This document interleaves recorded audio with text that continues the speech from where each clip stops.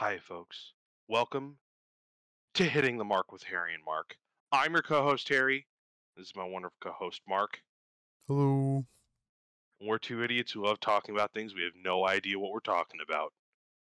On the program today, NFTs and conspiracy theories, folks. The much weighted, much anticipated, poorly researched, and even poorly articulated argument that we're going to be formulating for these is well underway. Today. Hey, we had to save it for episode 50. That's why. Fuck yeah. Our bicentennial episode, because we put so much love and affection to it, it's going to be probably half as long and half as hearted. Woo! Fuck yeah. Woo! We hope you are having a wonderful, wonderful time here with us, folks, just as we have as much wonderful time with each other, because we're going into the most coveted, most well-reviewed, and much asked for, backed by popular demand, Weekdays with the Boys. Or Weeks with the Boys. Fuck, I ruined it. God damn it. Cut. Start the whole thing over. Harry, how was your week?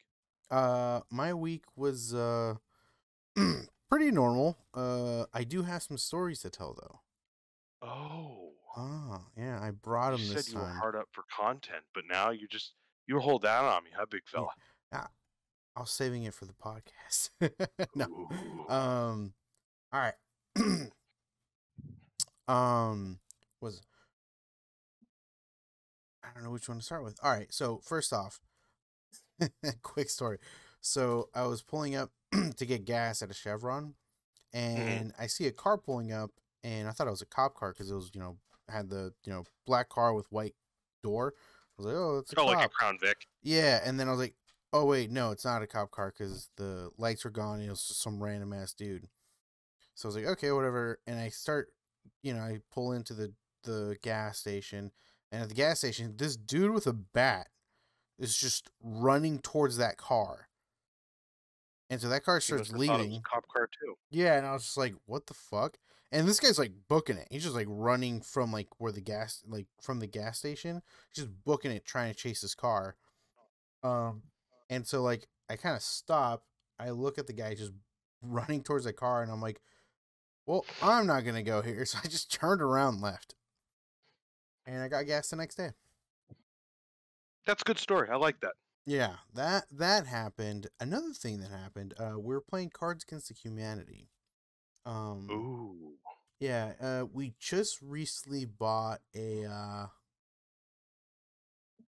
expansion, because Target was having this sale where you buy two get one free, on board games, and each expansion of Cards Against Humanity is considered one board game. Ooh. And so we're playing that. There's obviously a bunch of funny answers and whatnot. One that stuck out though. Fucking Gary. There's a car that literally just had the name Gary. Fucking Gary. Dude, don't forget about Gary. Remember, Gary. So that was great. And that shit had me rolling. The other thing is, so I'm already fucking up. So, hey, hold on, I got it. I know, I got it. So it was my turn to read the cards, right? I was what is it called? The cards are or whatever. And so I was like, all right. So I read, I forgot the question. It doesn't matter. So I read the question, and my lovely wife was to the left of me, and she's looking at the card, and she's like, she was gonna put it down. She's like, no, you're not even gonna be able to read it. I'm like, what are you talking about? Like, just put it down. It's like, so she puts it down, and I get all the questions, and literally the first fucking card I start reading is the card she puts down, and it's the word. Livy, can you please pronounce it for me? No. Quinoa. See, I even forgot how to pronounce it. Quinoa. So, but I looked at it and I was like, Kenai? Oh fuck, dude, you're like that commercial. Yeah. The Progressive Auto Insurance guy. Yeah. He's So like the self-help seminar dude. He's helping people who become their parents. so I like so of course we just start laughing because I didn't know how to pronounce it. Of course, she won the round because fucking got me good. But that happened, and I still don't know how to pronounce it until someone pronounces it for me. Tactical note: give Harry words Quinoa. that are hard to pronounce. It's I yeah Quinoa. I don't know why Kenai comes to mind. Do you know where that is? Kenai a word? Kenai. I'm thinking of like a keen eye, but that's about it. Yeah, no, okay. I think I'm just maybe I'm there you go. That There you go. proved it right there. There you go. Oh man, I'm gonna have to Anyways, put you down, Harry. yeah, right. Um so that's been my week. Work's been fine.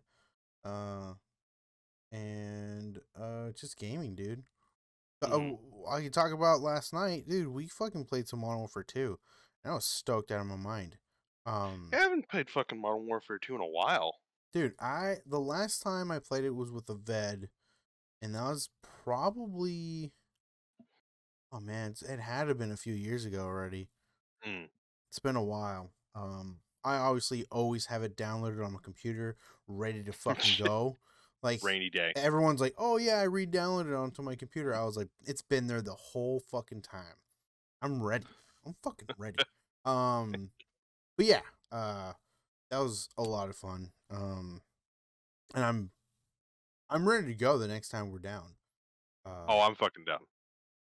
We we just need to get some like custom games going. The only problem was that you you need to level up a bit to get what you need for custom matches. Man, I fucking farmed like 5 years ago. Come on now. Yeah, it's gonna You be make me do easier, this again? dude. We're gonna boost you, dude. We're gonna boost you. It's gonna be fun. It's gonna be fun. You killing me, Harry. It's gonna be No, no, no fun. need for boosting. It always makes me feel good knowing that I'm trying my hardest Uh huh. and everyone else is just dicking around. Nothing breaks my ego more than like, oh yeah, I got like 20 kills and like 5 deaths, and I'm like, oh cool, yeah, I got like 50 deaths and like 2 kills because I was just fucking around with the riot shield. I was like, weirdo. And then, you realize everyone else was in on it. You feel like an idiot.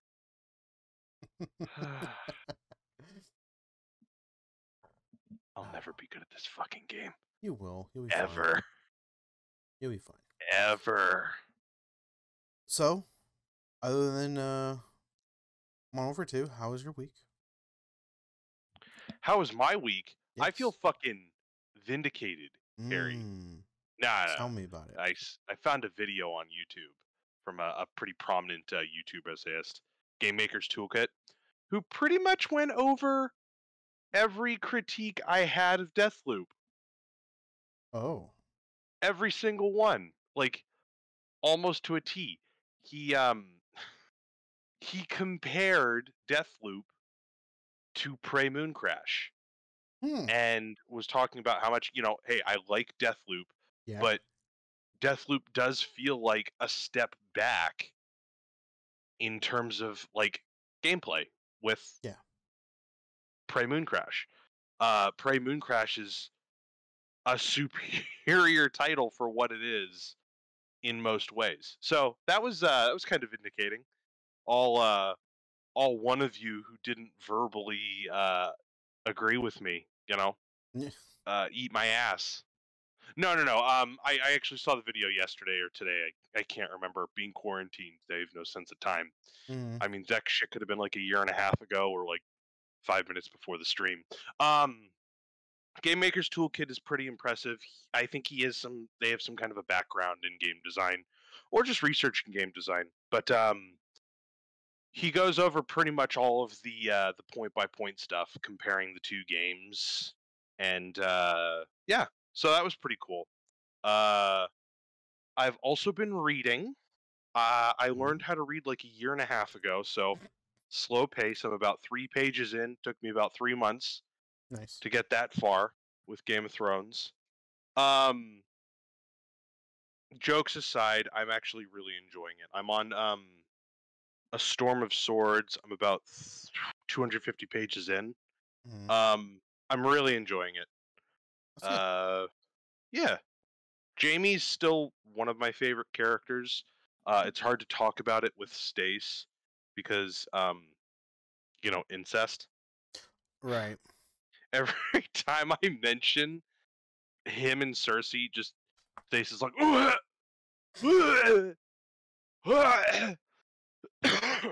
the cough was me, not her.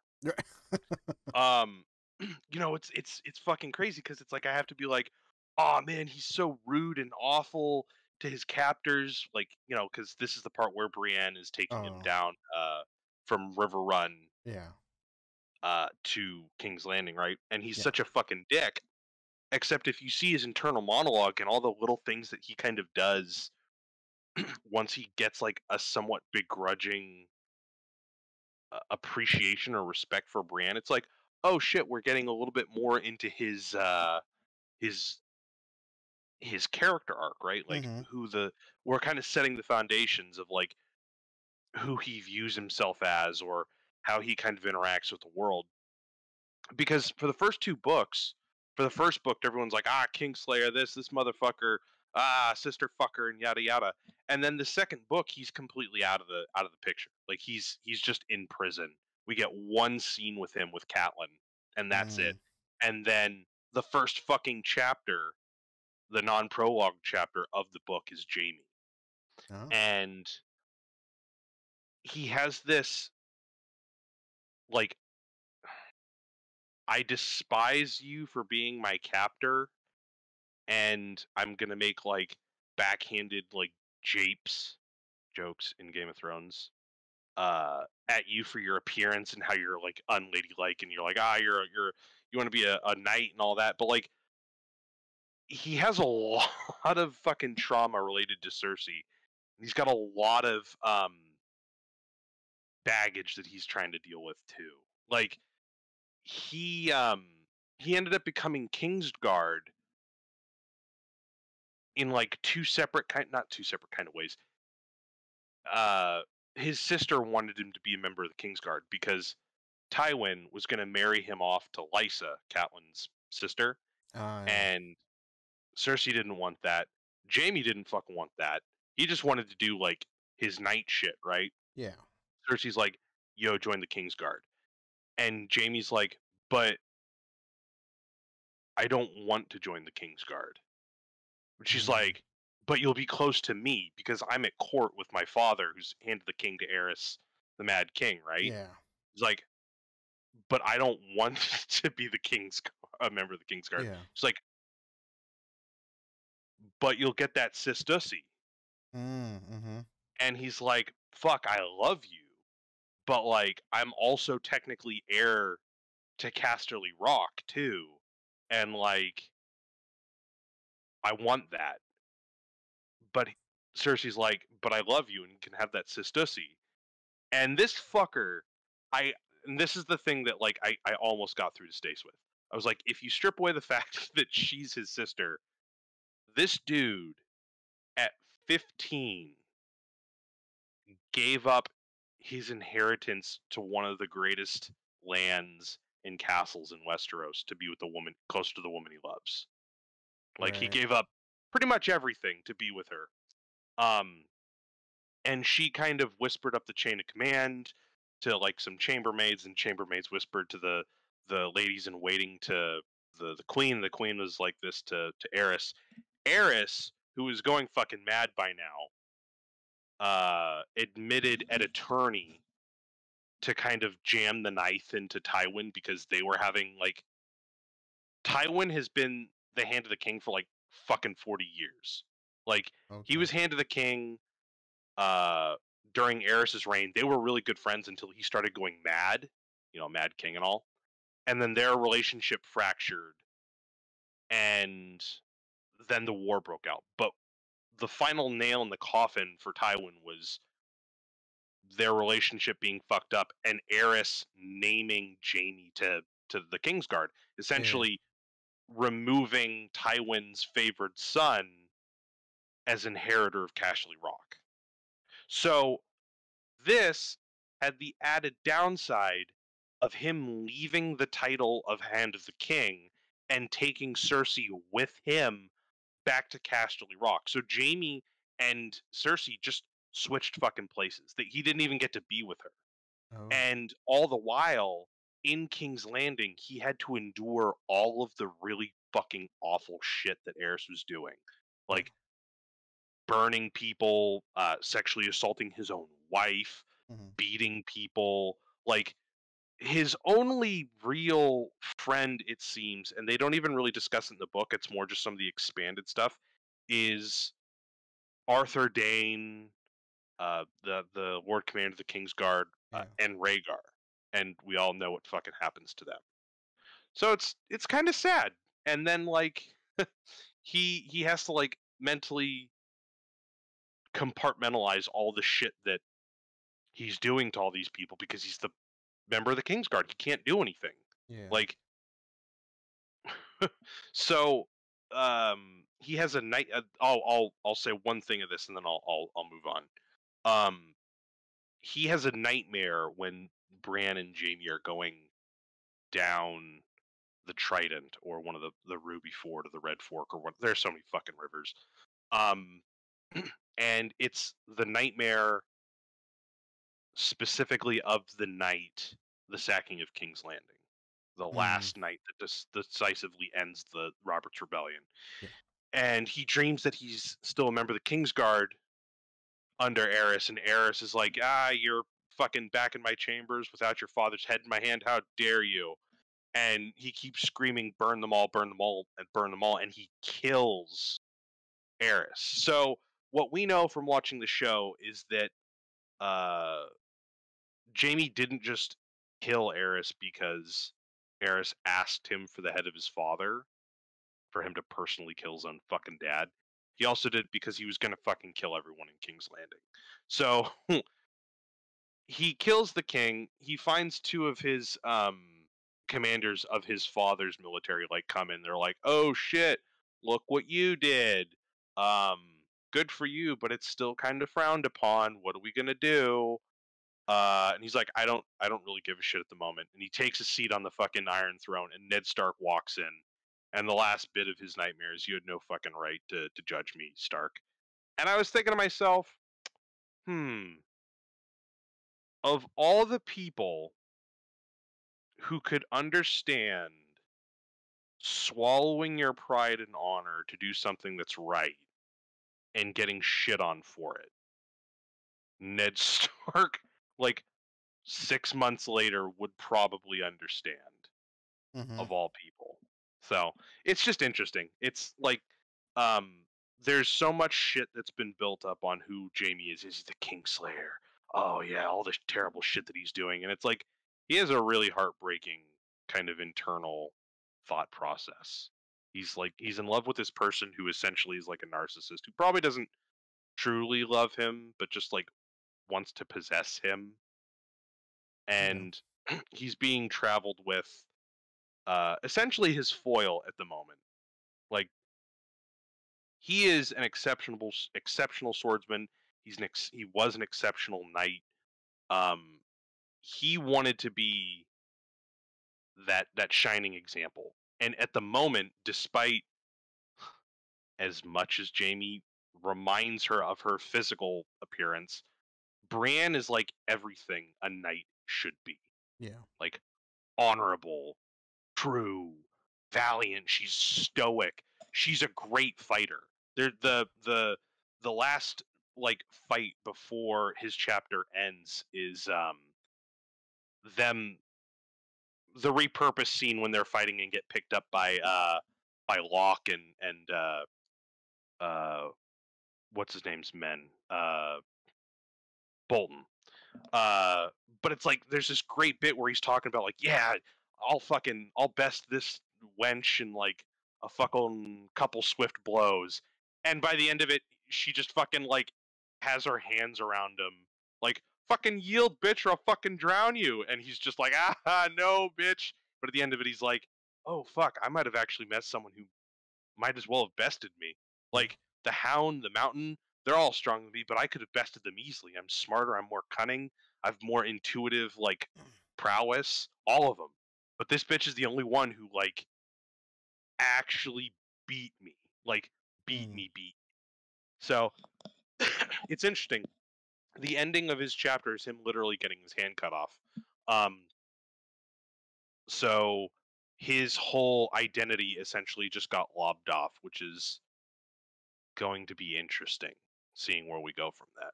Again, like I know that the show's followed pretty faithfully to the books past season or past the third book. So I know what's going to happen, but it's so fascinating reading some of the more nuanced stuff, especially with like Sansa and Jaime, Mm. and really seeing how their characters are way more fleshed out. Okay.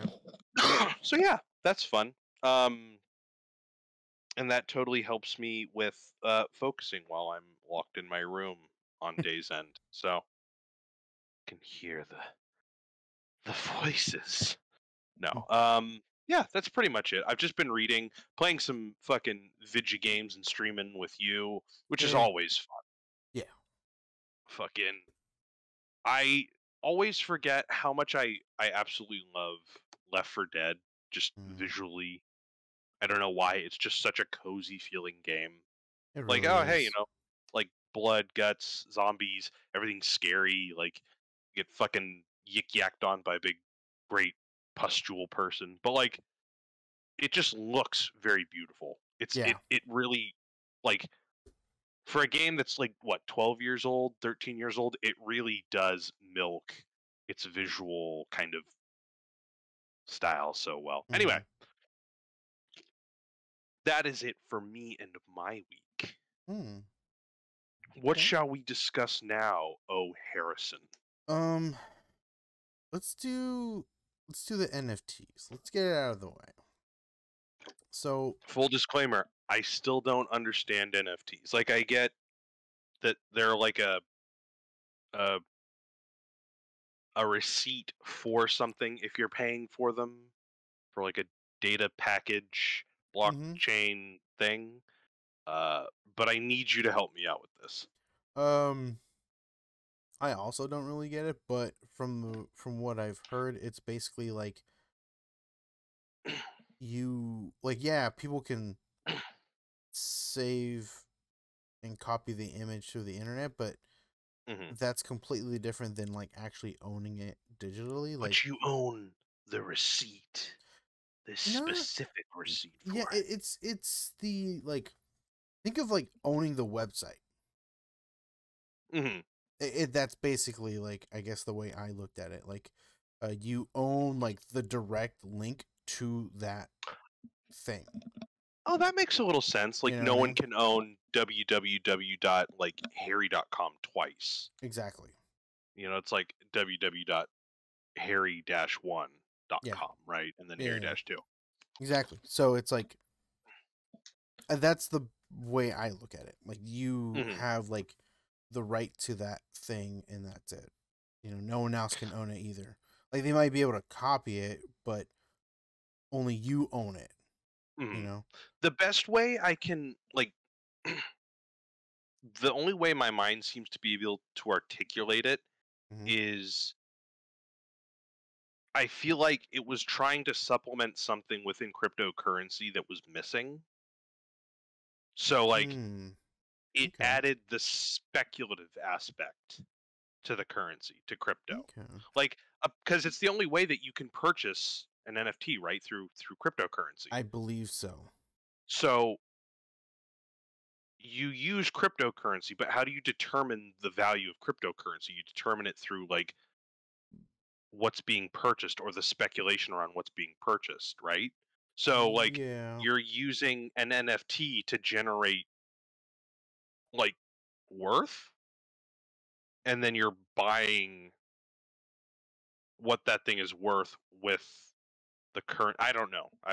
The more I talk about that theory, the more it just sounds stupid. But that's how my mind kind of articulates it. Like it's Right. a way of adding more legitimacy to cryptocurrency. Yeah. Yeah, I guess that makes sense. I didn't think about that, but yeah, it does. Because it's something else that only can be purchased by cryptocurrency. Right? Like so crypto is like it's an online currency. But Mhm. there's really no solely online product that I can think of. Like I get that there's software and whatnot Yeah. and programs that you can buy, but uh like a generic commodity, something that like an average person can like physically buy on the internet.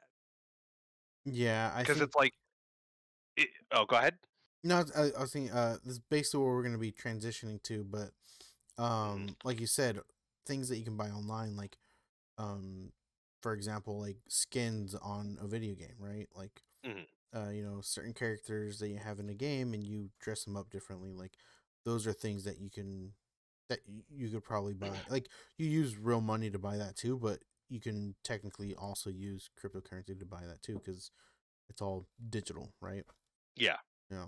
So I know there's also like you can buy digital land uh as well. I don't know how that works. That's even like Oh, more for confusing the meta or something like that. Yeah, I guess or so. the I didn't metaverse. I haven't read up on it, but it's one of those things that I'm still I it's to me it's like the NFT, right? It's I think it's the same thing, right? Like it's kind of like Right.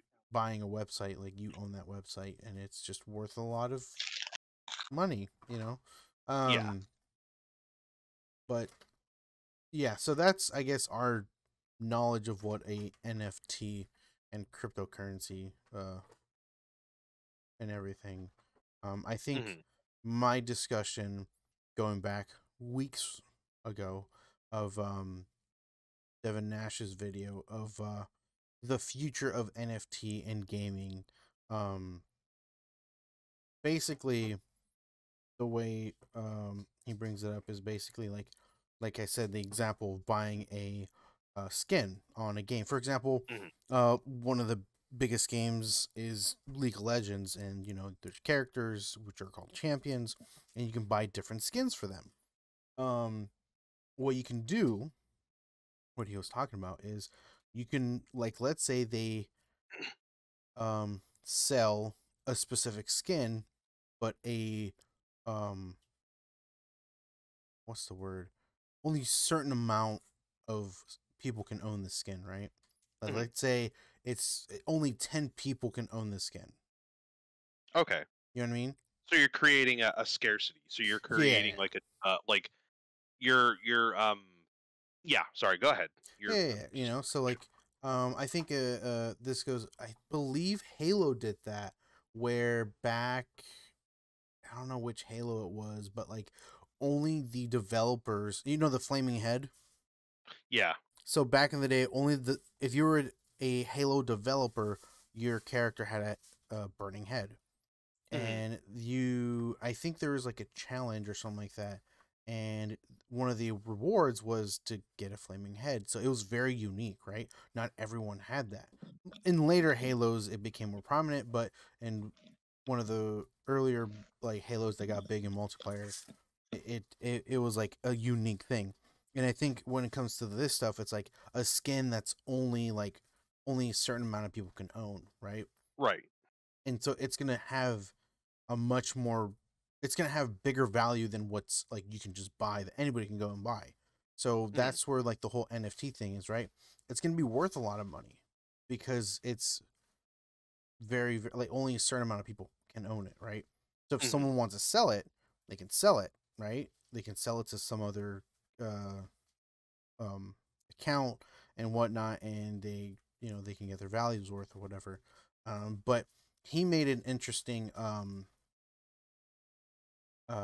proposition where people, to make it more interesting and worth it for you more, is if you own, like, again, these are just examples and hypotheticals, like if you own that skin, you can partake in like votes for certain things when it comes to the game, right?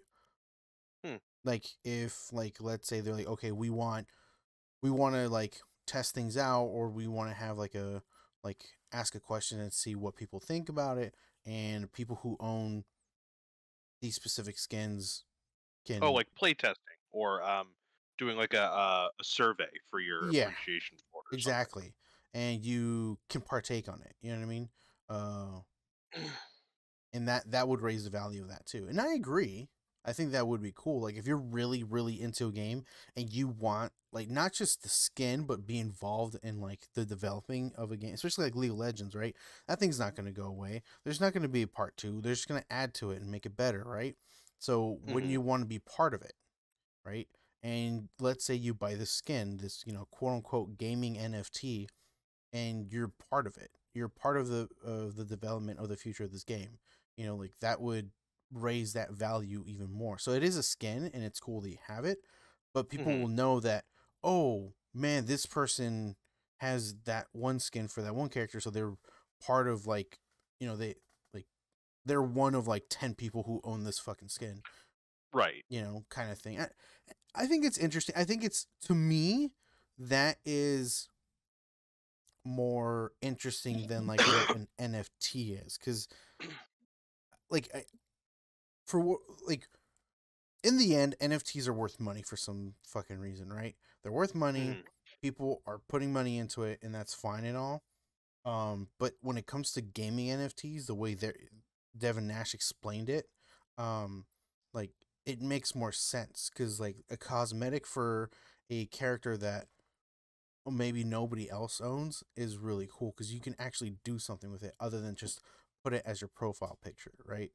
Right. Um, people who How play. would Oh, go ahead. No, no, go ahead.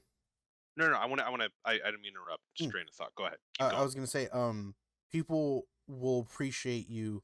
Um, people, the people you play with in the game will appreciate and know what you have, right? Where Hmm. like someone who's just scrolling through Twitter probably won't know um what your profile picture is, right? Hmm. They probably won't even care. Um, Yeah.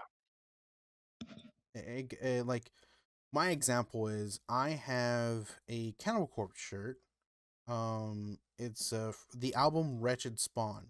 It's basically a woman on a table with, like, basically creatures, monsters, humanoid monsters that are, like, I guess, experimenting on her, and she has a monster, like, erupting through her mouth, and then Ooh. one out of her vagina, and then another one out of her, like, stomach area. It's very brutal. It's very gore.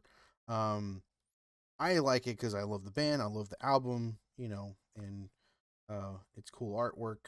Um, Yeah. but if I were to wear that out in public, yeah, I'd get a lot of stares.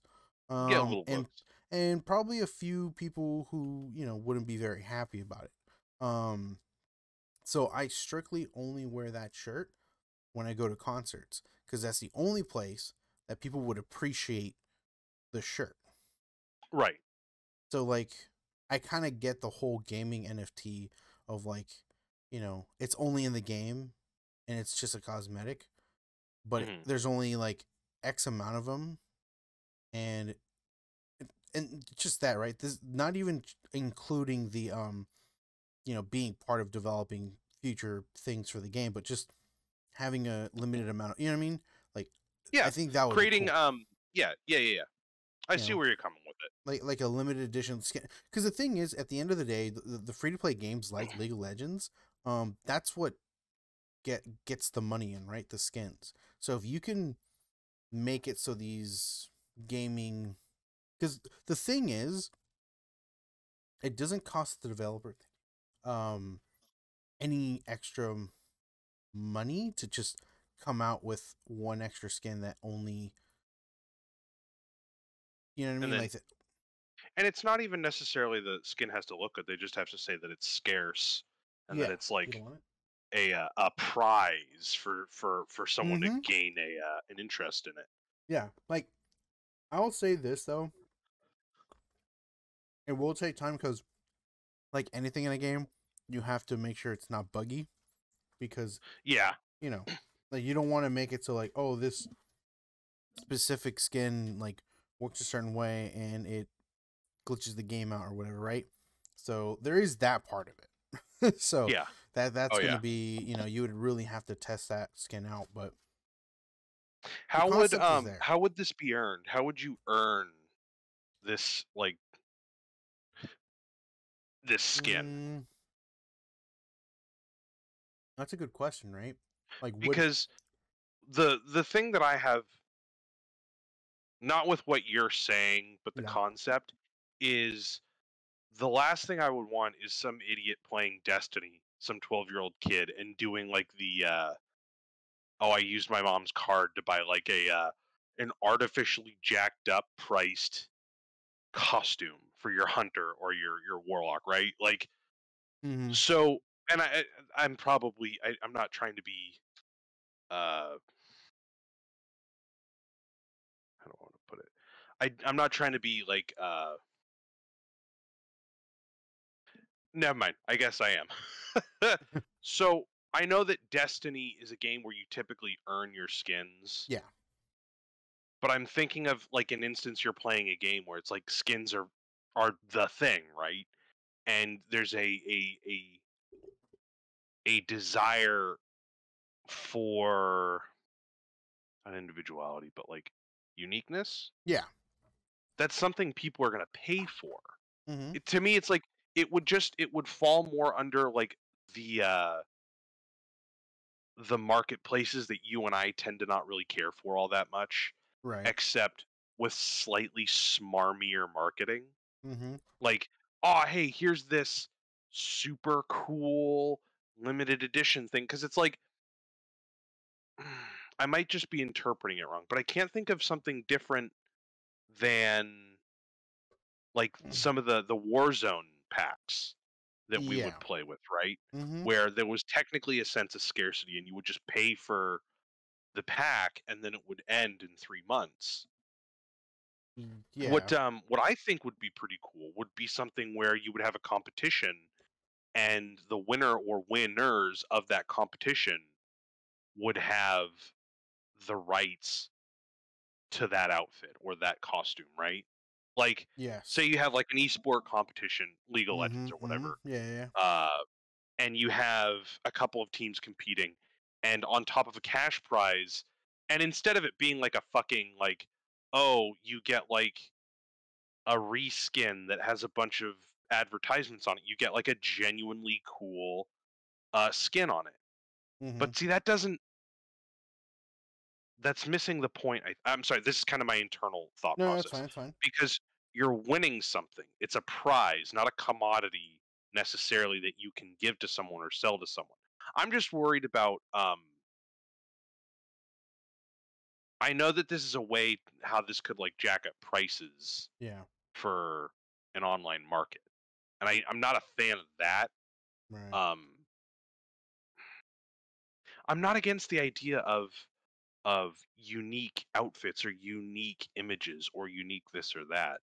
Like, I think Destiny is kind of a solid example. Like, you put in the Mm-hmm. time, you win, you get this thing. But like anything that involves money, it doesn't sit right with me, I think. Mm-hmm. I could be over worrying. I could be like worrying about something that isn't at all. But Yeah. from what I know, I don't. But from what I keep hearing about NFTs, it just sounds like speculation fever, right? It just Yeah. sounds like I'm gonna invest a bunch of money into this thing that could accrue in value Mm-hmm. and just toss it off to the next person. Yeah. And I don't know. Yvette said something funny. He was talking about Ben Shapiro of all fucking people, and he brought up the when global warming happens, just sell your what happens if your house is underwater? Just sell your property. Mm. Um, he was arguing it's not that it's stupid. What he said is stupid. It's that it's it's just pawning something off to the next person. I'm probably using his statement like completely mismatched to what we're talking about. But when I hear something like an NFT where you sink a bunch of money into something and it doesn't make you like a bajillion, bafillion, smamillion dollars, or like you're just stuck with nothing.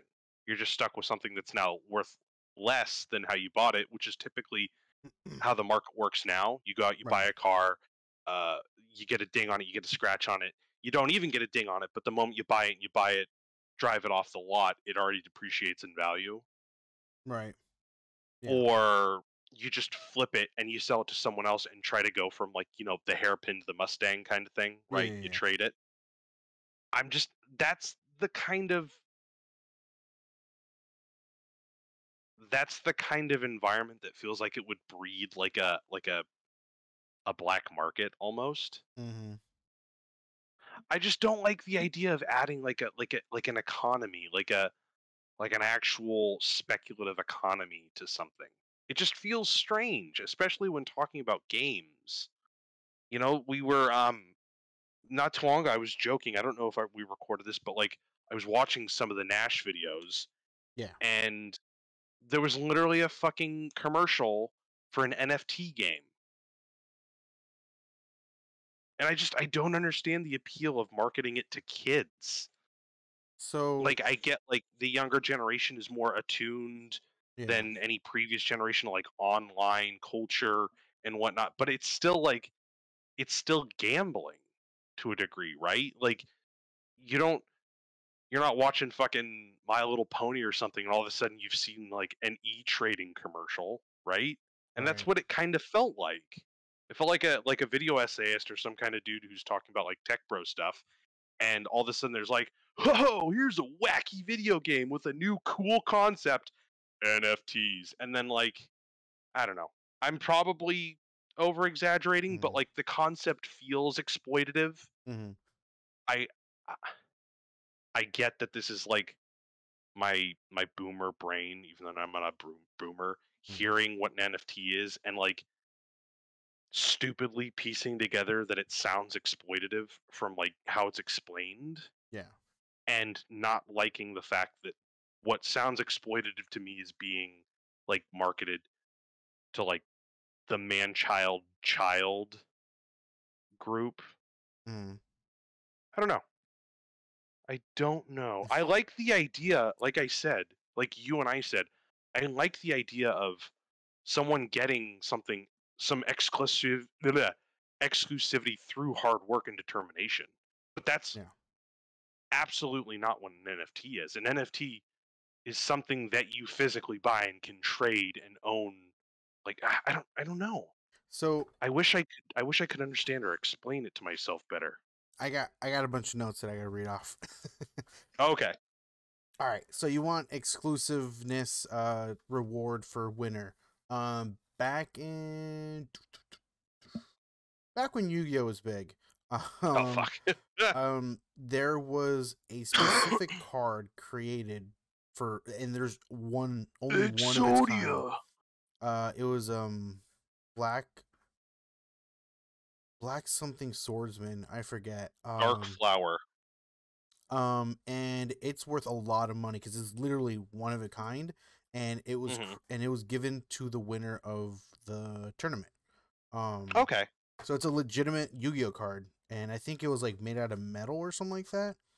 Like, Ooh. yeah, it was a legit card, and it was fucking worth a lot of money because it was one of a kind. And it was given to the winner. So the winner obviously has his choice of keeping it or selling it. You know, it's up to him, right? It's his. He owns it. Yeah. Um, and like you were saying, like an NFT is basically a think of the skin's a digital version of that, right? Like you can keep Hmm. it so you know, hey, you won a massive tournament and here's a skin to prove it, and you can sell it if you want. If down the road, 10, 15 years from now, when you're like, fuck, dude, like I don't even play this game anymore, I'm just gonna Hmm. sell it. You know what I mean? Like, you moved on to another game or whatever, like whatever it may be, like you can do what you want with it. I guess you can look at it that way, right? Like you're right. Like I was thinking when you're talking about like a winner of a tournament or something. Like I was thinking like that's for example, League of Legends. Like you kind of go in teams, right? Teams Mhm. of 5. So why not give the winners or the people like first, second, and third place like each get skins, right? So you know that Mhm. hey, they made it to the top in a really big tournament. Um, I think that would be cool, and you can trade them off if you need to, right? Because sometimes like those skins kind of end up like I said, like you may not play like that guy who has that Yu-Gi-Oh card. I have no idea where the fuck it went, right? He might not even Yeah. have it anymore. He might have sold it because again, Yu-Gi-Oh might not be his thing anymore. He might have moved on to some other card game. He might be playing Hearthstone, right? Oh yeah. We don't Or know. nothing at all, right? Yeah. Like yeah.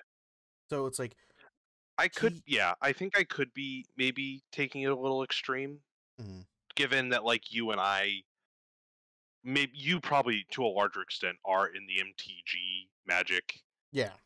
community, and that does happen, and that is a sport geared towards kids. I don't know. It's not I that it's just don't more. see like a multi-billion-dollar like industry Mm-hmm.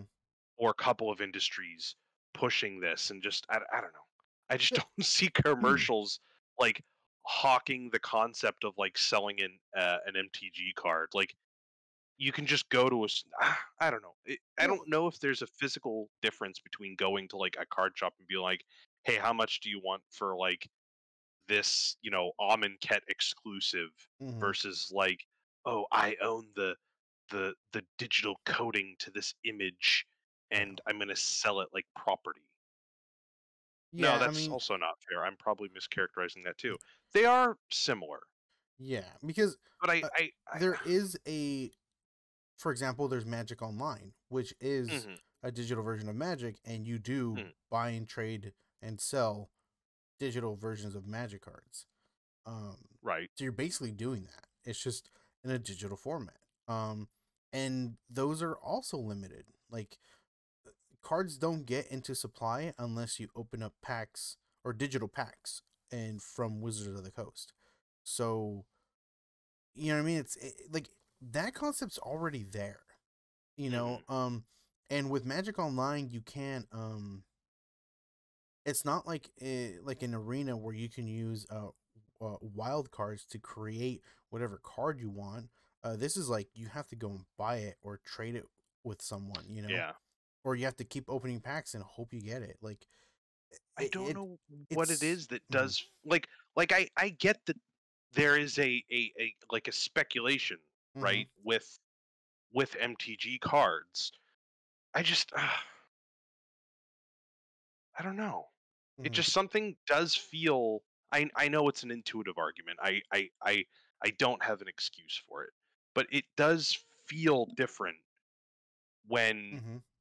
you start I don't know. I don't know. Huh.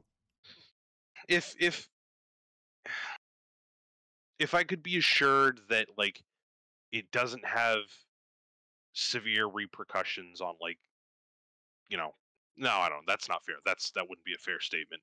Well, Well, I'll I'll I'll I'll say this much: when you're talking about black market and all that, Diablo 3 used to have a a marketplace where you can trade and sell your gear. Um, hmm so Diablo 3, legendaries were basically as rare as it to find as it was in Diablo 2. That's changed okay, over the years.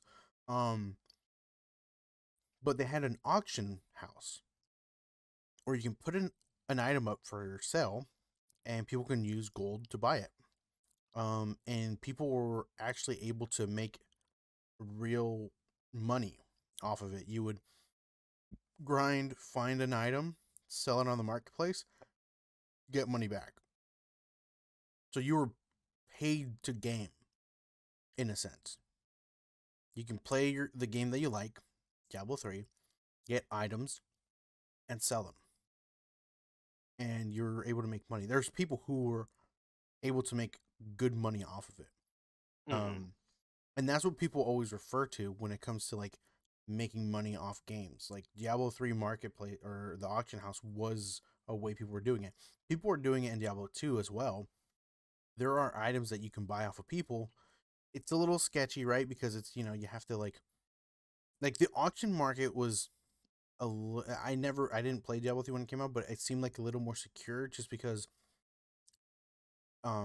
it was like you put the item in there and then they put the Mm-hmm. gold that they're offering and then it transfers over, you get the gold, they get the item.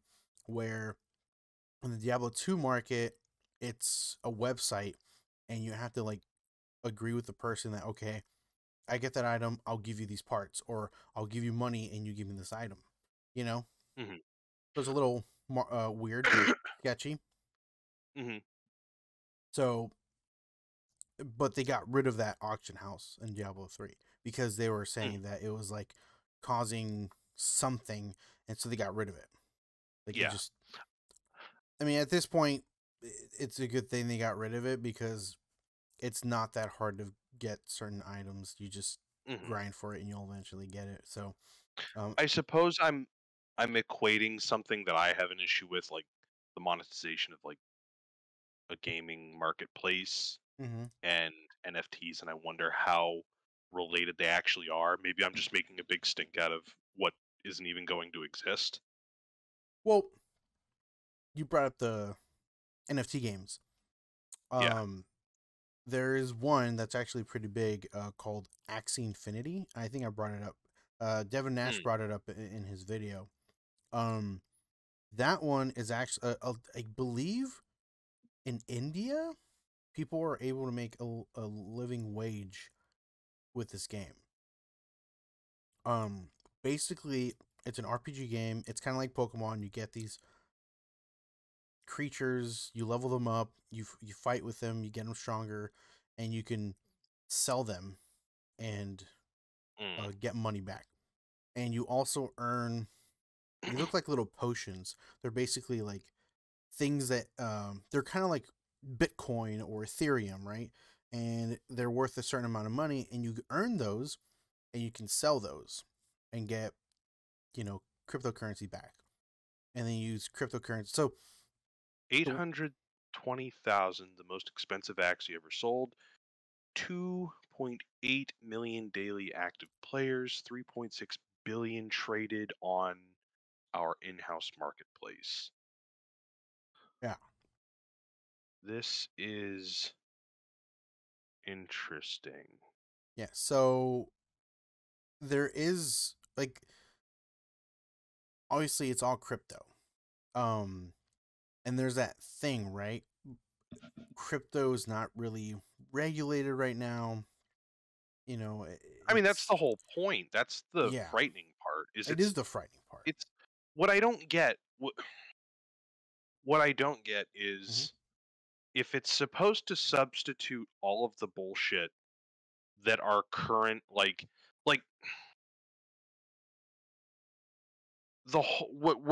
what when I hear people talk about crypto, it's always like a substitute for the shitty Wall Street like system, right? Like that's Yeah, how I hear it as. And that I could be wrong, it could be explained poorly to me.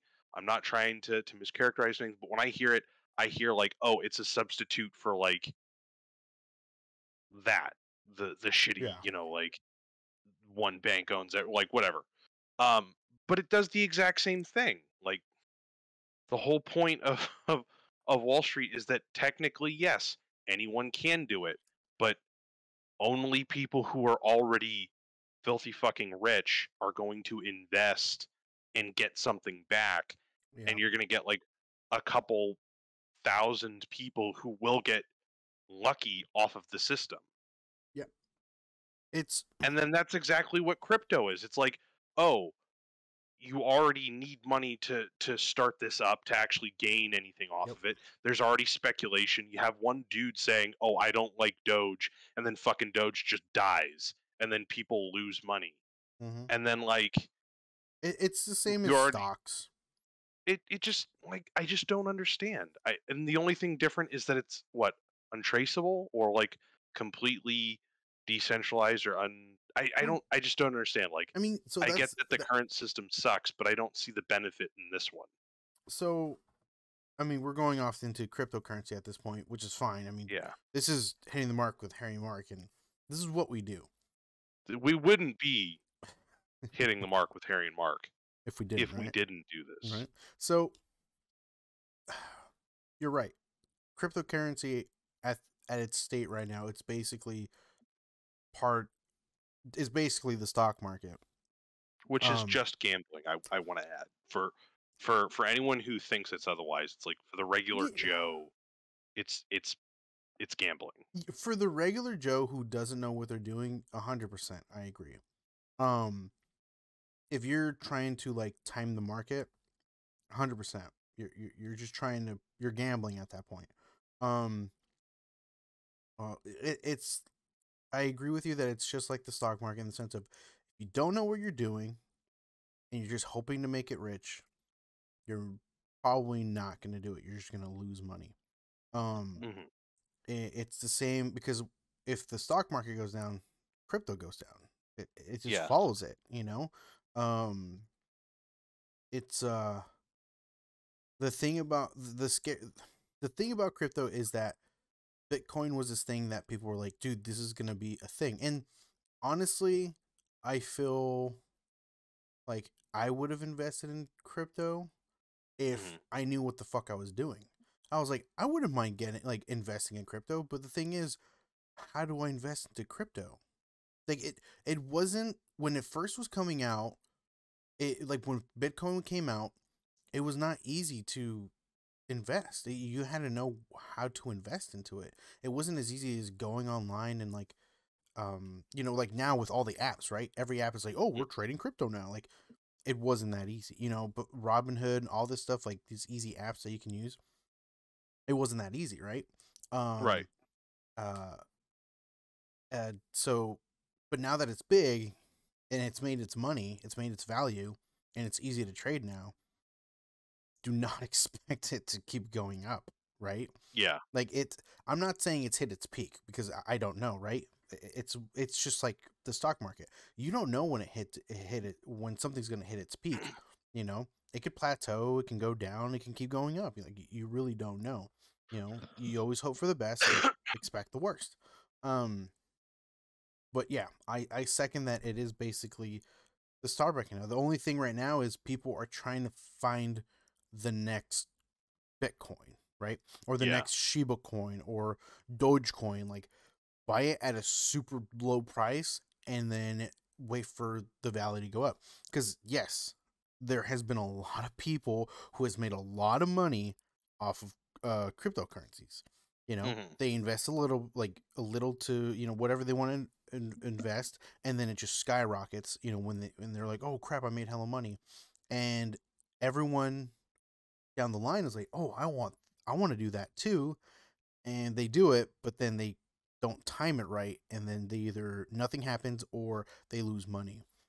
Hmm. But then again, this is exactly like the fucking stock market. So, Yeah. I think what it is it's just the hype, right? Um, Hmm. I'm not gonna discredit the people who invested first and said, "Hey, this is gonna be worth a lot of money." Hey, good for you. You were able to get in early and you got hella money. Um, but you know, you can say that because the thing is, uh, I watch a lot of videos for financials and investing and all that.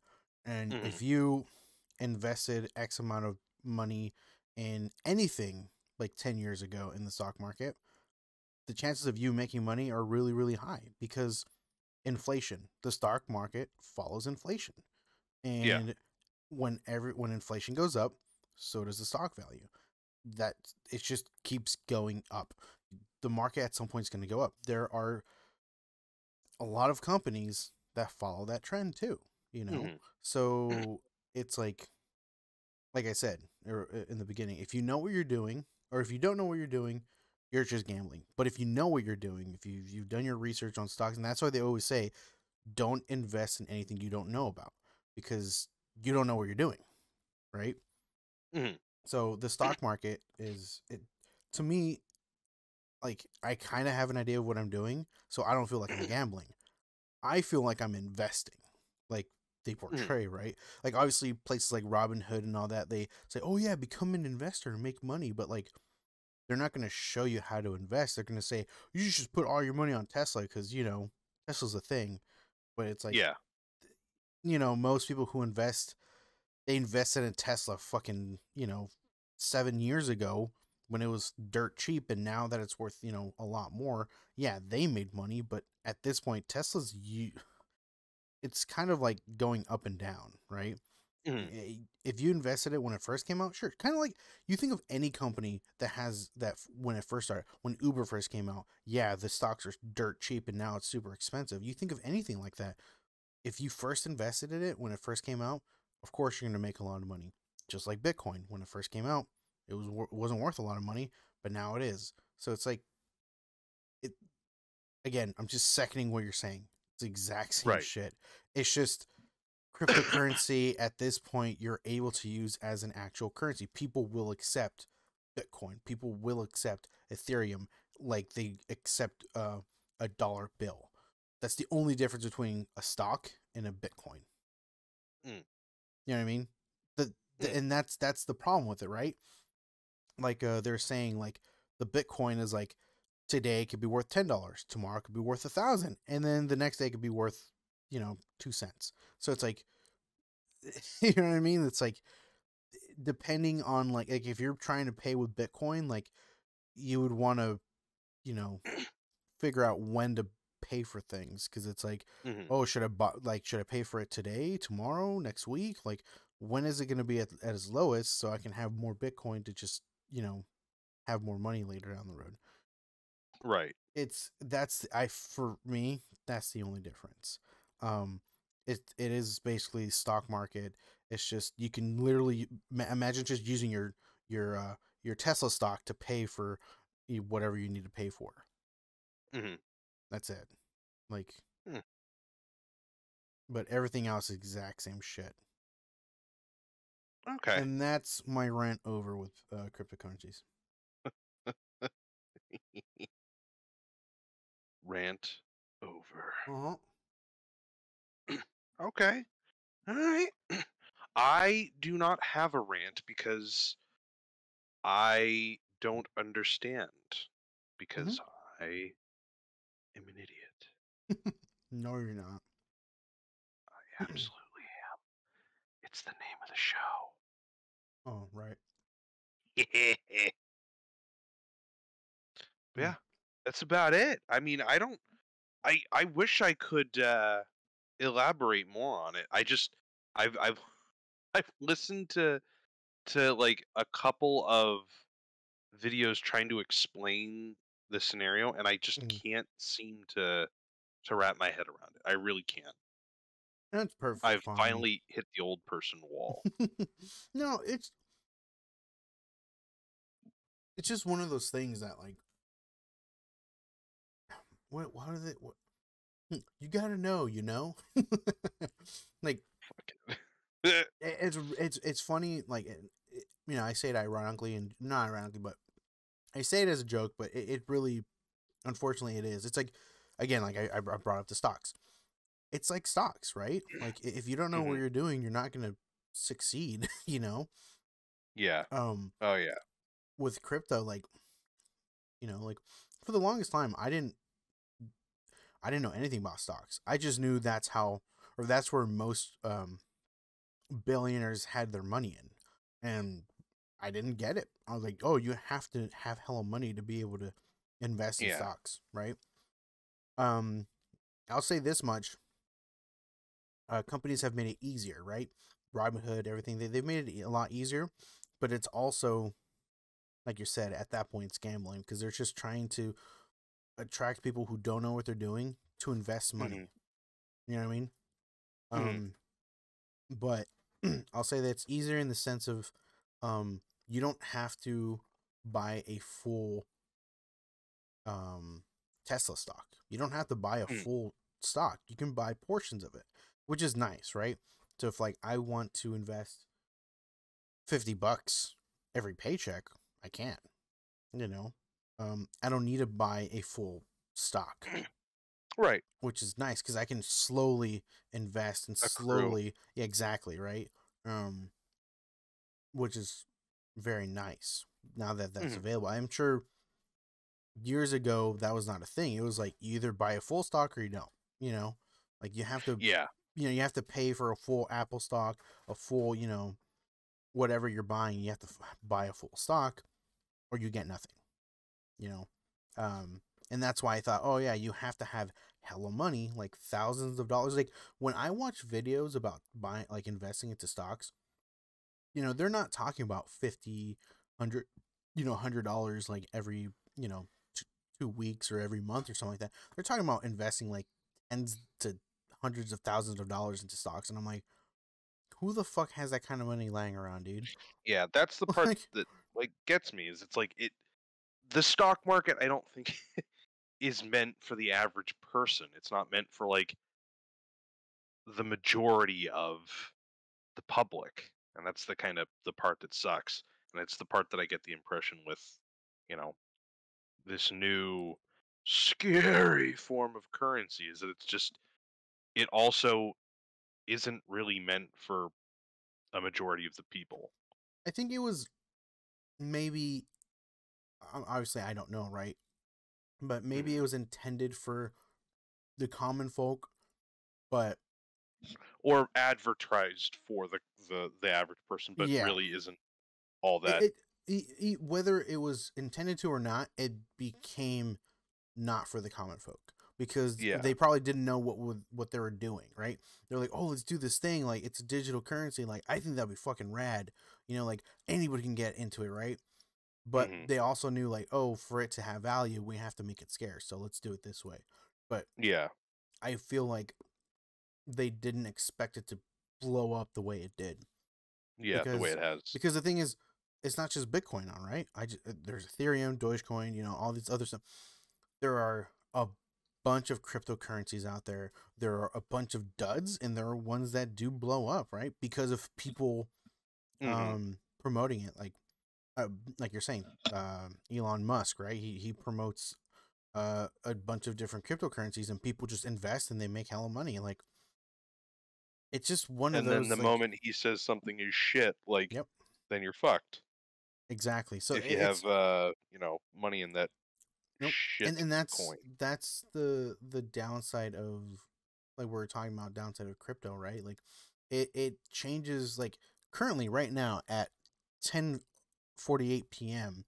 in the west coast of America, cryptocurrency is still going up and down. The Hmm. stocks, they end at a certain point, right? Like there's a point where it stops. Where like this is how much it costs at the end of the day, right? Right. And then we'll start back up in a bit. But yeah. Yeah. We'll start tomorrow or after the weekend or after the holiday, right? So it's like it's just one of those, like crypto, like over, like you're gonna go to bed, you're gonna wake up and you're like, what the fuck happened? Like I think the past month or so, like crypto's just, every crypto has gone down dramatically. Yeah. And I don't know why. I don't follow crypto news, right? But I know that it's dropped. But again, that goes with all of the whole stock market. Everything's been going down. So it's like it's kind of been following it, right? When stocks go down, so does crypto. Like everything just drops. Like there's no difference. And I think we're going back to what we are talking about, how it wasn't meant for the common folk. It just, or it's not for the common folk. It at this point, no, because it's basically stocks. And if you don't know what you're doing in crypto, like you're just gonna burn yourself, just like Yeah. stocks. But Very, yeah, you depressing son of a bitch. I'm sorry, No, you're fine. I'm only teasing. but I will say, like I was saying earlier, it's a lot easier to invest now. And if you just watch a couple videos, honestly, it's not that hard to invest in what are called index funds, and just Hmm. invest a little bit here and there and get some dividends and reinvest the dividends, and just don't even follow the stock market. It's like putting money into a savings account and not thinking about it, right? You just put it in there. Don't worry about how much you have. You just keep putting it in there. And at some point, you're going to look and be like, holy fuck, I have a hell of money in there. I'm going to believe you. I mean, I'll say this. I have a 401k with my company, right? Right now, I'm sitting at about maybe 49,000, almost 50,000. Holy and I've shit. been working for the company for 8 years? I'm gonna hit 8 years in March. Yeah. I did not put that much money into my 401k by myself. That's because of the stock market. Because when the pandemic started, I had roughly almost 30,000 in there. And when the pandemic hit the lowest at its point, that shot down to like 16,000. So that shit was scary, dude. That shit was scary. But I that's when I started looking into stocks, because I was like, fuck, like, should I take my money out? You know, like, and I was like, you know what? Let me just do some research. Like, is it worth? Because I just lost hella money, right? And every video I watched was telling me like, no, the market's gonna go back up. Like, if it hits the bottom, it's got nowhere to go except up. I'm like, that makes sense. You know, because originally when I was doing the 401k, I wasn't paying attention to it. And then I didn't realize that I had that much money. And I was like, holy fuck, okay, cool. And it kept going up and up and up and up. And then obviously now, like I said, I had 30,000 at the beginning of before the pandemic started. Now I have close to 50. So it's gone up, what, 20,000 in 2 years? Not bad. Right? It's, yeah. And that's just because the market's going up. You know, the market recovered and just kept going up. Like, if you, how do I say, what I learned is that if you literally put your money underneath your mattress and try to save money that way, your money is losing value that way because of inflation. The best way to do it is to invest it where it follows inflation, which is basically the stock market. So it's like putting it's just basically saving for retirement, like I am with the 401k. You put money into a brokerage account with whoever you want, whether it's a silly app like Robinhood or a bigger company like Fidelity or something like that, and you just make an account. You slowly invest into, let's say, index fund that follows the top 500 companies, and you just keep investing, and down the road, you're going to have a lot of money in it because it follows inflation. Your money's going to grow with it. Yeah. And I've seen it personally. That's why I know it works. And I noticed that even though the videos I watch, they're talking about, like, investing, 5% of my portfolio does this and blah, blah, blah. You know what I mean? Like, they're talking about like percentages of their portfolio and shit like that, and thousands of dollars invested. Like, I never look at it that way because I don't have that kind of money, but I do notice that if you fraction it down, it works the same way. It really does. Like, yeah, we don't have hella money to our names, but like, because stocks you can buy in portions now. Like I said, it's like putting it into a savings account. You put, $20 here, $20 there, like every paycheck or so, and it just grows. Because the thing is, if you look at savings accounts, usually, like, let's say you have like Wells Fargo, like I used to have, they give you like 0.05% interest or less. Sometimes it's like 0.01% interest, and like you're earning like cents to like I think I had $1,000 in my savings account, and I was earning 4 cents every month. And I was like, oh, that's cool, I guess. I was like, well, at least it's doing something. But I learned that my money is still losing value because inflation, right? I'm still, like, inflation's still happening, and my $1,000 are only getting weaker because inflation. So if you put it somewhere where either they give you more interest, like I have a savings account now that gives me 1%, and I'm getting a lot more than 0.01%.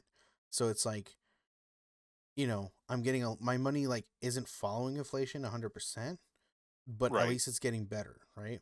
And then Mm-hmm. all my extra money is getting thrown into stocks because that's following the market. And that's, Mm. I think, if you invest into a index fund, those usually go about, on average, go up 5 to 6% every year. So you're actually beating inflation at that point. So if you put in, $100 at the beginning of the year, it'll be up, $105, $106. Hmm. Jesus, you have done your homework. I have, dude. I Dear fucking Lord. love financials. It's fucking great. I wish I can do it as a job. But, you know, I don't want to mess with people and their money. I get you. They tend to get Damn. angry. Fucking Harry over here. Yeah, dude, this has turned into a financial podcast, dude. Oh, God. Yeah. Harry actually providing information and me ignorantly, No. softly disagreeing with him. But I disagree. On what basis? I take it back. no, it's just one of those things, right? Like I mean, you came out right off the bat, right? You're saying I don't know too much about it, and you're right. It is a scary thing because you're like I said before, I thought, yeah, you need hella money to deal with stocks. Like, there's no way the amount of money I make I would ever invest into stocks. It's just, you know, once you learn about it, you're like, oh, actually not super complicated. It's just they make it seem complicated because the rich just want to stay rich and they want to keep the Yeah. lower class lower, So it's like once you learn that and you're like, wow, these guys are fucking assholes. Fuck them. Fuck them. you Yeah. know? So it's like, and I don't blame anybody who doesn't want to get involved in stocks. Like, I don't, it's like, again, it's one of those, right? Like, if you don't want to get involved, don't get involved. But for Yeah. me, like, again, like I said, I love financials. I like to make my dollar work as hard as possible for me. You know what I mean? Mhm. Like, make it work as much as I do, And so Right. that's the best way to do that for me is stocks. Like Okay. a savings account is nice, like I said, but 1% doesn't cut it, right? Because of I mean, Yeah. inflation this past year went up 6 to 7%, right? That's more than double the average of 3%. So it's like that's bad, So like my savings account where I'm earning 1% interest, like is not going to cut it, like nowhere near. So that's where you go into stocks, where that's going to push it up. Where 6 to 7% is the average that you earn if you invested in index funds and all that. So it's Hmm. just during doing like, man, I can't tell you how many countless hours of fucking videos I watched of just of multiple things, dude. Like I have a lot of nonsense in my head, and then I also like learned a lot. Like again, Nonsense to that. like I said, like the videos I watch, they talk about like, oh yeah, you gotta do real estate and like you gotta invest in this and that, and like if you put like $100,000 on this and 100,000, I bought my first fucking property for like $200,000. I'm like, I am never gonna be in that position. You know what I mean? Like, Yeah. I don't want that, right? I don't want to be in the position they're at where they are billionaires, right? Like Because it's like a business for them. For you, it's more personal. yeah, It's, like hey, like I want to, I literally want to live comfortably, and and get as much as I can out of my dollars so that I can live the life that I want. exactly. Like I'm not trying to make six-digit figures every year. Yeah. I'm not. I will be happy with like 60 to 80,000. Like Hmm. I make roughly around 60,000 a year right now, Okay. right? So if I can make as much as I am now, I'll be happy, right? Oh, Like fuck yeah. You know what I mean? Like if I can make how much I make now, I'll be fine because I know I can pay my bills, right? Hmm. And I know I can have enough money to save up for whatever I need, right? And because it'll be just from like I'll be making income from, let's say, like dividend stocks or my investments. Like I don't have to work, so I'd have all the free time that I want to do whatever I To do want, that you want. Yeah, right? fuck yeah. So it's like these people. I mean, the reason why they're millionaires and they're making even more money is because they keep working hard. All they care about is working hard and making money, which is fine. That's the quote unquote American dream, right? Yeah. So it's like that's fine if you want that, but I prefer time for, you know, the people I care about and to Yeah. enjoy everything around me. Your I don't life. yeah, like I don't need to live in a big ass house. I don't need to own Teslas. I don't need to have all this extravagant expensive You just don't furniture. want to be stressed with fucking work and working yourself to the fucking bone and Yeah. And looking forward to just getting home. I get you. yeah, and then also worrying about fuck, I got to pay for this and that and this and that, right? Like that's the whole reason why we work, so we can Yeah. pay for things. But I learned that it is possible to pay off your debt and become a millionaire. It's 100% possible with an average income like mine. Hmm. You know, it's possible. It'll take some time and it might, you know, be frustrating at times because you're like, I want to go do this, but I should probably save money, you know, and it Hmm. sucks. But sometimes, like, you know, sometimes you just got to make that little sacrifice here and there, uh, Yeah. for because down the line you'll be able to do that. You won't even second guess it. You'll be like, yeah, I'm going, or oh, I'm going to go do Hmm. this. You know what I mean? Because you have, because you one, you have the time, and two, you might have the end, you might have the extra cash lying around. So it's like Right. little sacrifices now for the benefit down the road. And Fuck yeah. I, whoever's listening, dude, if anybody decides to listen to this shit, dude, it really is possible with with uh a low income. It's Hmm. possible. It's like I said, it's just hard. It really is because we have to remember that the wealthy are just only trying to get more wealthy, and they are putting a lot of barriers for us down below to get Hmm. any higher, and it sucks. And I see it, right? I see it all the Hmm. time in the news and all the videos I watch, and just advertisement, dude. Ads is the biggest thing when they're Hmm. trying to sell you shit that you don't fucking need. You know, like you don't need it, but they're just ramming it down your throat. I see it all the time. Like Livy and I were looking through Instagram, like they ram it down your throat. Like, hey, look at all this stuff you can Yep. buy. Look at all this stuff you can buy and you can have it. But it's like, do we really need all this stuff? No, but they ram it down your throats on ads on YouTube and everywhere, you know, like, hey, you should I know you have Netflix, but dude, you should get Hulu and Disney Plus and all this other Yeah. stuff so you Super can watch. Netflix. Yeah, you know what I mean? Like you can get like so you can watch all these different shows that, you know, that you have to watch because it's everyone's talking about it. It's all that, dude. It's all Yeah. that shit that just piles up and you're like, do I need the Disney Plus account? Do I need the Spotify account? You know, like do I need to pay extra for this or that and that? Like you honestly, if you sit down and think about it, you don't. Like it's gonna like you can make some sacrifices here and there, right? You might be like, you know what? I think I deserved to go get like a nicer meal today, right? Like Just look up spoilers on YouTube and you're good. there you go, man. See, you already know it, man. Um, fuck, man, I went off on a little rant. Sorry about that. You're fine, dude. Oh man, but yeah, dude, it's just something that I've recently have. I think I've talked to you about that where I really got into financials and I'm really fucking into it. I don't want to make any content about it. I just want to live it, you know. But I do want Dude. to preach. I do want to preach it too, though, because it's like I see it and I'm like, because I see how other people like it like money management, right? And I've discussed it with other people where it's like obviously it's not taught in school. Like school doesn't teach you how to do your taxes correctly or how to manage your money. Like, hey, you know, if when you Mhm. get your paycheck, you should probably make sure you have enough money to pay your bills first, and then you know pay for other stuff. Build yourself a little budget and stuff like that. Oh Like, yeah. school See, doesn't no, teach you that's the that. thing though, is that like I got this in fucking middle school Hmm. where I think the one thing. Okay, hold on.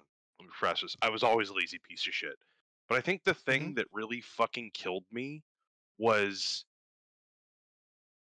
the fucking. They always had this person who came in and they were like, oh, well, what do you want to do in 10 years? Well, okay, let's see what your job prospects would be like. And then it Hmm. was like, okay, so let's start you off at $8 an hour. So if let's say you work a full month, that's this. And then they fucking like listed everything that you would have to pay, Yeah. and you're always in the fucking red, Yep. and then they leave. Dude, I never fucking had that. I wish I had that.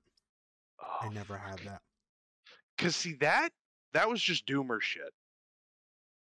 Like that was just like, oh hey, um, yeah, bye.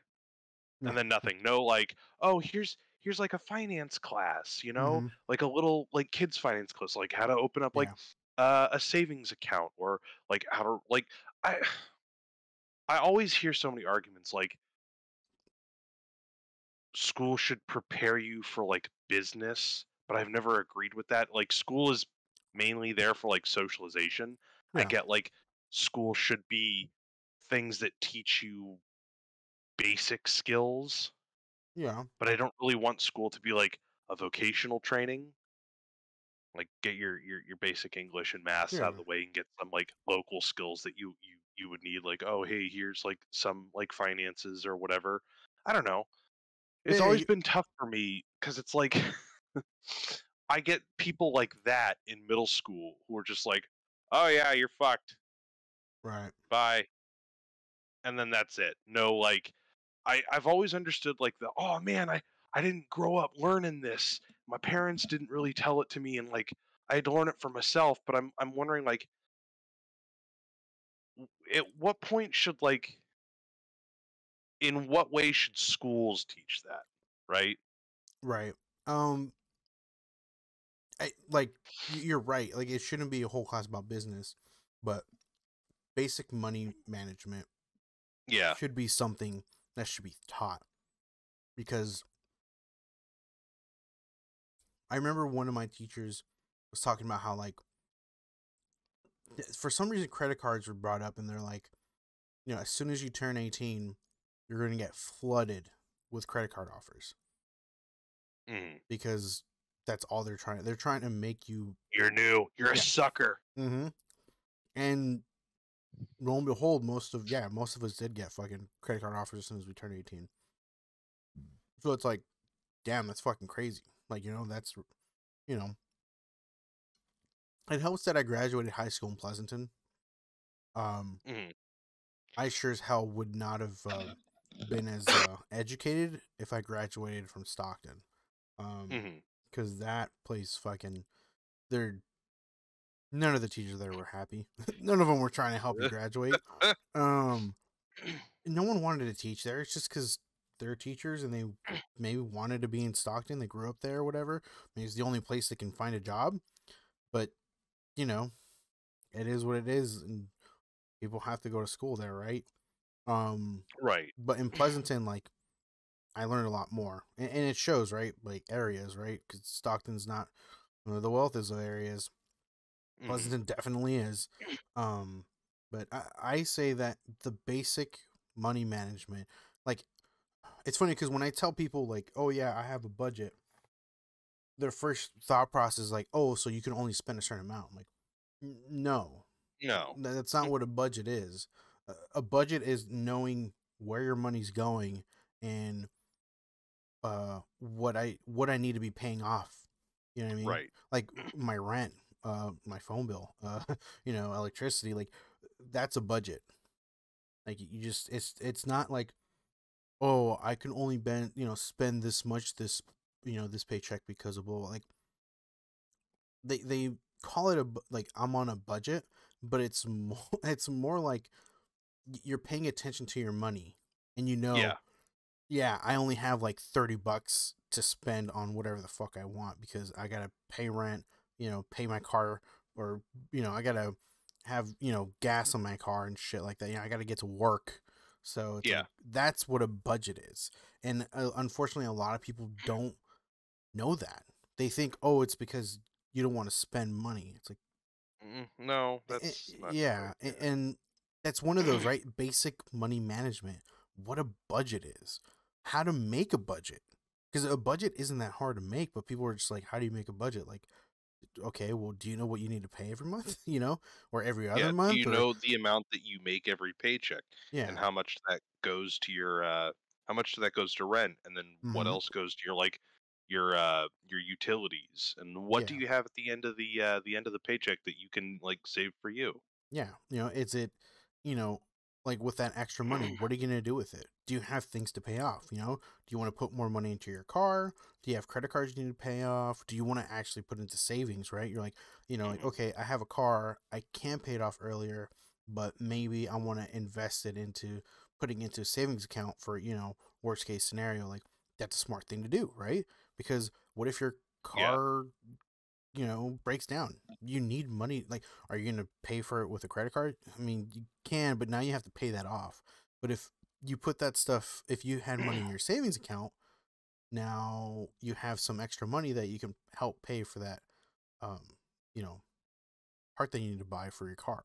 So it's like, again, basic money management. It's like, it's Yeah. just, it sucks that, like, and like you were saying, right? Like, oh, my parents didn't teach me. It's like, my parents didn't teach me that, right? My parents didn't teach me. Like, my parents have lived paycheck to paycheck most of my life, Hmm. or in debt. You know what I mean? My dad has been in debt, and he's been paying off things most of my life. So it's like, I was never taught how to manage money. I learned that on my own, and I learned it from work and from watching a bunch of videos. Um, Yeah. and not everyone's gonna take that initiative. Not everybody's gonna know to take that initiative. They're just gonna be like, okay, I get money, I gotta pay for some stuff, but oh well, damn, I bought too much magic cards this week. I guess I'll just put it on the credit card and I'll pay it off later. That's what people For do. me, it was my old job, the latest one I had. It was always I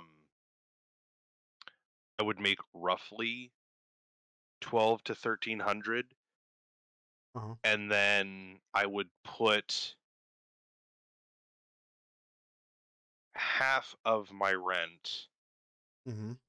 away for my first paycheck, and then pay the other half of rent with the second paycheck, or pay Right. the other half with my second paycheck, so I wouldn't have to like fuck myself with one lump paycheck and then Mm-hmm. one not lump paycheck. Yeah. So then, and thankfully I don't have many like other bills, so I would have roughly like $500 a paycheck just to myself. Yeah.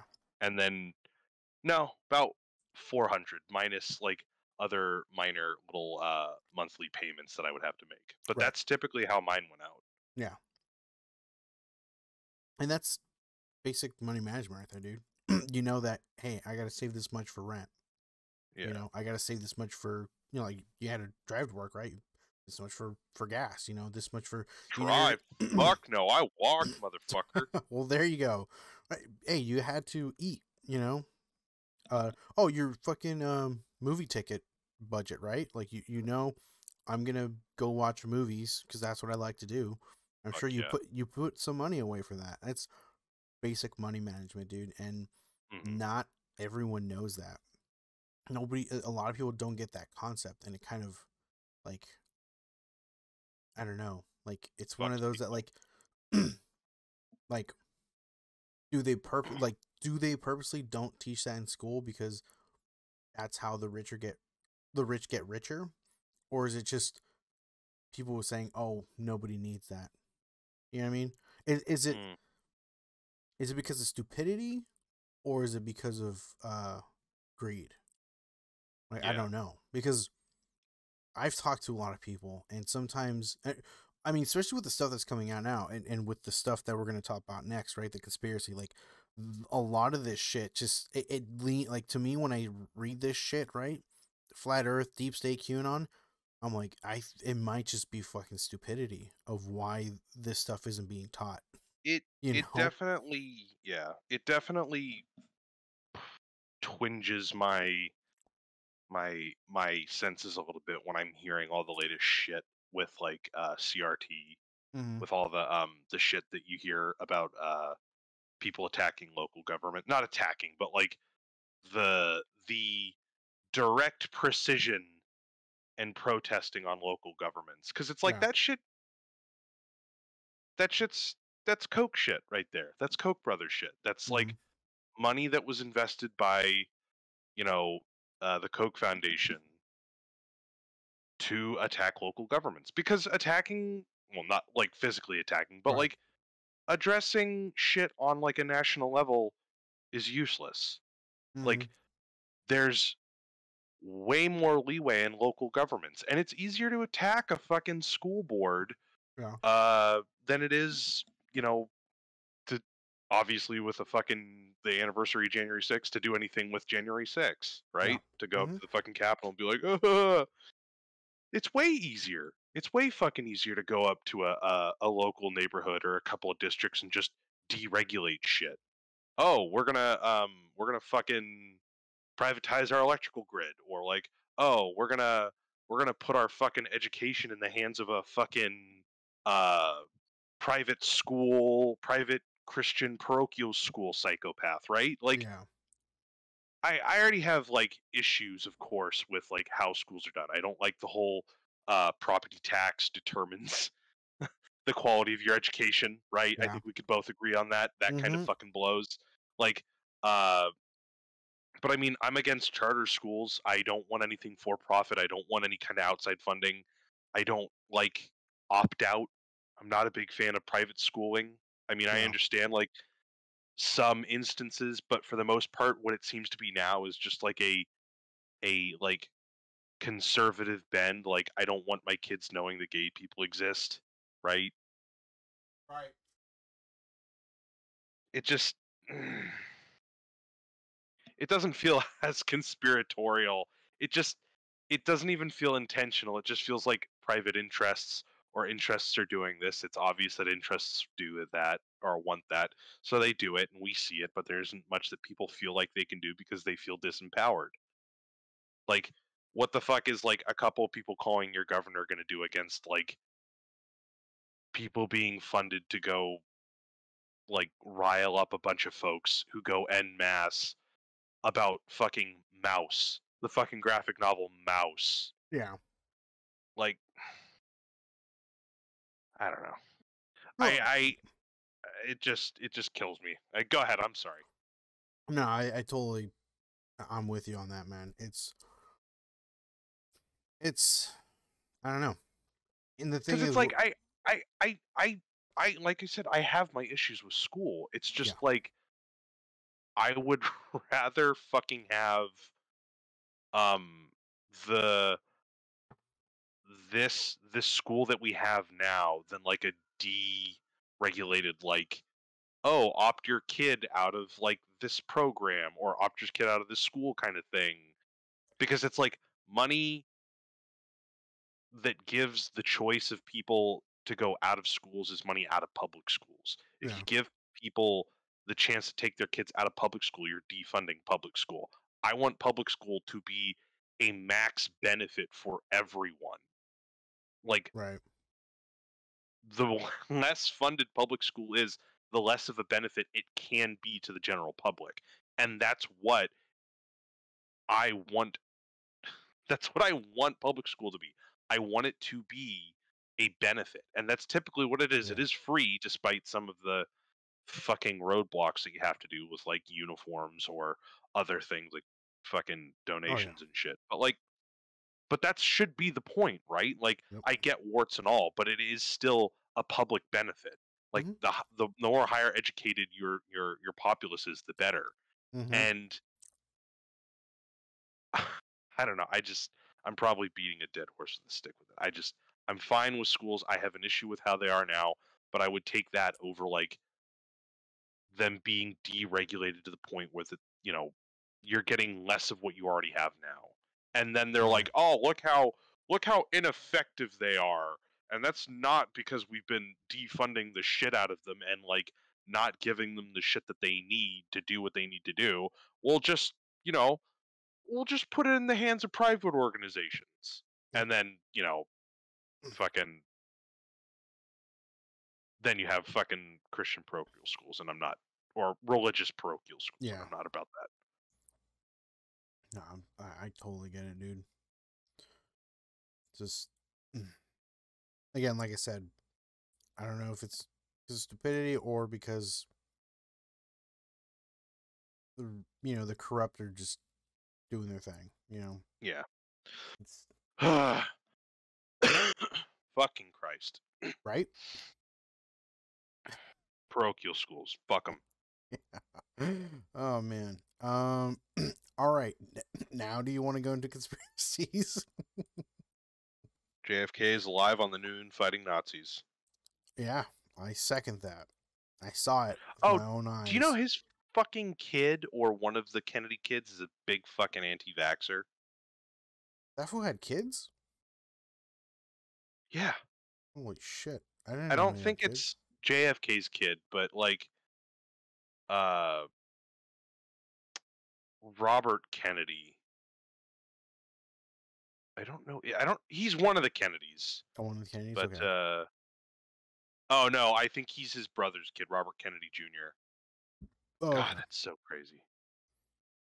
Yeah, he just made a fucking Anne Frank like Holocaust. God I damn don't it. get that. Why do they do that? Okay, so they liken themselves to like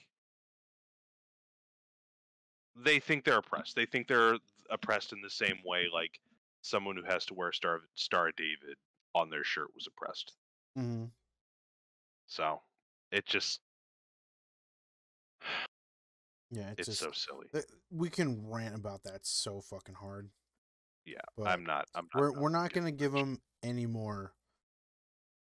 Oh, I'll give them more. I was gonna say I'm like kidding. spotlightness, but Yeah. um. Okay.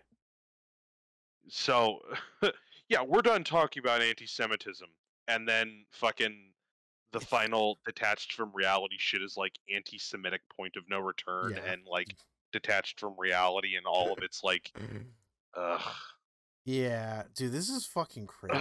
And the weird thing is, a lot of this stuff is like very modern, Yeah. and that's that's fucking crazy. It seems it like go ahead. I was like anything above reality denial is just modern. Like it's just like this is stuff that's happening right now. Yeah. Like how is it? Why? Like I don't know. You would think that like there were like things happening back in the day that you know what it might be, and I'm pretty sure I'm right. It's just social media. Like social media spreads rumors and the what's the term? Yeah. Fuck, Misinformation. misinformation. There you go. Spreads misinformation so fucking quick, and Yeah. then Facebook benefits off this shit. Like, 100%. everyone's uncle is like, "Oh, Facebook will probably censor me for being a patriot." But Facebook makes money off of letting these people do this. More like 100%. Facebook was in so much shit with like one of these Senate hearings for being like, "Yeah, we totally actually gravitate towards like a conservative slant because it makes us money." Yeah. Like that's it. And then Instagram, gives young girls fucking body issues. So, fucking whatever. Mm-hmm. It's just like I have an issue with how these social media groups surveil information. Mm-hmm. Um if it was up to me, I would break them apart personally. I think Instagram should stay Instagram. Facebook, make them smaller. I'm sure that probably wouldn't just be the thing to do. I Right. don't really know how to regulate these platforms, but like I don't know. They are they're spreaders of misinformation, and then they're laser focused on stamping out like uh anti-vax information, but Yeah. like will totally that's the thing. It's not like it's soft power, right? Or their equivalent of soft power. It's like they will police certain misinformation, of course. Like they'll absolutely and they should police like anti-vax information, like racial, hate-related information, stuff like that. But it's like they will absolutely allow like a conservative bent like float to the top. Right. Absolutely. Like that's what bothers me. And then you have, like I was saying, everyone's like uncle is like, oh yeah, Facebook doesn't want you to know the truth, but like Facebook is the one like allowing you to say what you say, which is the psychotic shit. Ugh, fuck Facebook. Fuck Facebook, right? But yeah, Phantom Time. yeah, And all of it, like, God, chemtrails. I wish people still talked about chemtrails. chemtrails, yeah, Like, chemtrails is like so tame now, right? Like, yeah. That's what it seems like. chemtrails feels like it almost belongs in the reality denial stuff, Mm-hmm. almost now. But it's like, where are these people? Where are the chemtrail peoples? Like, the essential oils folks are just people who are more concerned with like aesthetically seeming more uh like holier than thou when it comes to medicine. Like I get like there's an issue with pharmaceuticals jacking up prices and like the opioids epidemic and like how there's actually a really cool documentary on that, or like uh movie or show where they talk about how that worked, like how the Sacklers essentially created this drug and they had their marketing team sell it to doctors, and doctors bought it wholesale and they would give it to their clients and so on and so forth, Oh wow. and how the entire like East Coast was just like fucked because of that. But like I don't get the essential oil argument. The same thing that I don't get with like the soy boy thing. These two are on like opposite ends, but they kind of have a similar bend where it's like you have quacks Mm-hmm. talk about like, oh, this will heal you. This moss that grows, you just rub it on your taint. It cures hypertension. And then you find out like they're a fucking anti-Semite, or they're they're like a homophobe, or they think like Right. chemical castration should like be like, it's so strange seeing this because it's like there was a big thing when fucking what is it, Burger King came out with its what, Beyond Burger. Right. And don't get me wrong, the memes about like dudes turning into women was fucking funny, but like that same kind of quackery came out, right? Where it was like, oh, you see, soy has phytoestrogens, and phytoestrogens feminize you, or do this or that. And it's like, apparently, phytoestrogens aren't even actually estrogen. Like they have the same name, but they behave completely differently, and they don't have the same like chemical compilation. Uh-huh. So eating soy doesn't reduce testosterone, but it's like you had people saying like all of like this, oh yeah, no, it does, it increases your, or it decreases your virility, and it like reduces your sperm count. And I'm like, who the fuck is worried about other people's fucking sperm count? And then just like with the essential oil groups, you get groups within these who are like, yeah, these people who own this company are trying to like uh depopulate people, or they're trying to reduce your reproductibility. Same thing with fucking the soy boy argument, where it's like, oh yeah, you know, the government or like someone is trying to create weak men who are incapable. Like it boils down to like this weird fringe group that ends up becoming like the main voice, where Yeah. it's like something is happening to our society, and weak people are responsible for it. And that just doesn't make sense to me, at least. Yeah. No, it doesn't.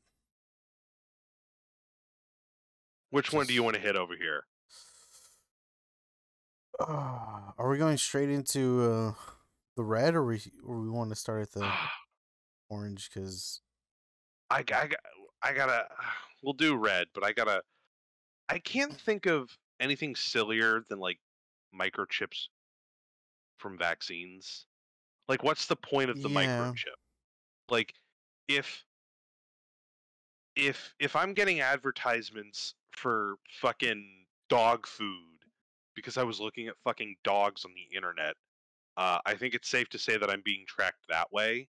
So why the yeah, fuck do I need a microchip to track where I am if like my data is already telling me where the fuck I am, right? right. That Yeah, government, that government, if they're that government. shrewd and detailed. Um, yeah, yeah. Most of these, they're like, yeah, they're not like, I don't know. I can't joke like, oh, that's funny. Like most of these are like, huh. Yeah, none of these are good. Yeah, like they're just fuck, man. How do they get to that So position? yeah, deep state, the idea that like there's a secret cabal within the state that's secretly controlling everything. Protocols of the Elders of Zion, I actually didn't do any research in. Um, I'm under the interpretation. You know what? No, we'll talk about that one some other time. Okay. Um, the only one that I've done any research on is flat Earth. That's it. Like I've heard things of QAnon. Obviously, we know Illuminati. There's fucking games about Mhm. Illuminati. Um, Holocaust Yeah, denial. Um, Illuminati is Illuminati's tough because that can belong, I think, at the top and at mhm, somewhere like leaving reality, like the blue area, yeah, where it's like it is so ingrained, the Illuminati, like just as the word, not right, what it like is. Like I don't even really know what the fuck Illuminati is. I just know that it's more of a cultural term for like the deep state, except like on like a world like level, right? Like people right, like meeting in secret rooms. Ah, yes, salt. The price of salt has gone down. We need to bomb Nigeria, and then that will create a cascade effect, and the price of salt will be fine. Like that, that's jokingly what I think of when I think of Illuminati. But I yeah. know that there's more to it. I just can't. I just No, yeah, don't invest the it's necessary time for it. yeah. To like think like man, to be able to control so many people is fucking crazy, right? Like, I feel like I don't know, man. I just I can't like. I think that goes with New World Order too, right? Like that's like Mhm. another like it's, one of my old well actually my technician when I worked in Berkeley, he believed in New World Order. Like he was telling Mm. me about it and and he was like, when the whole George Floyd thing happened, he was saying, like, "Oh man, they're controlling the cop and this and that." Blah blah. I was like, okay, like I all I could do was nod and just play along with him, dude, because I was like, the fuck are you talking about? And so Hmm. like he was trying to explain to me like what New World Order is, and I've kind of heard of it, right? Like it just kind of Right. seemed like what Illuminati was, and I was kind of like, okay, yeah, well, like I was just again nodding and whatever, and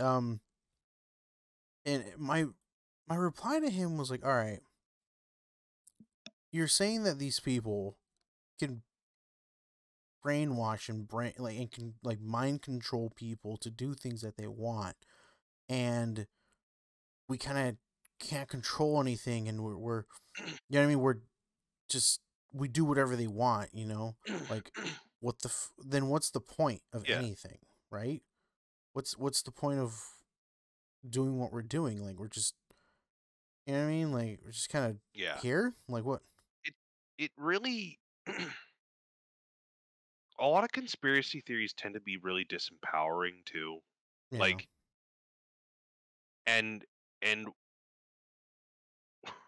I suppose that's how a lot of people tend to rise in power, right? Where it's Mm, like, "Oh, let's take the disempowering thing and try to challenge it."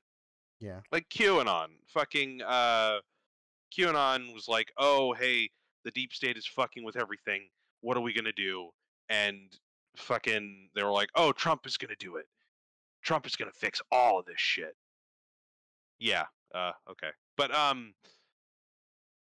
the part of what got people so invested is the idea that he was going to, drain the swamp, he'll fix this. Yeah. He's the guy on the inside who's going to take this down, right? He's Right. that guy. And a lot of it like uses like cultural signifiers like, oh yeah, these Democrats are doing it. How are they doing it? They're doing it with their like with the fucking and these things are related.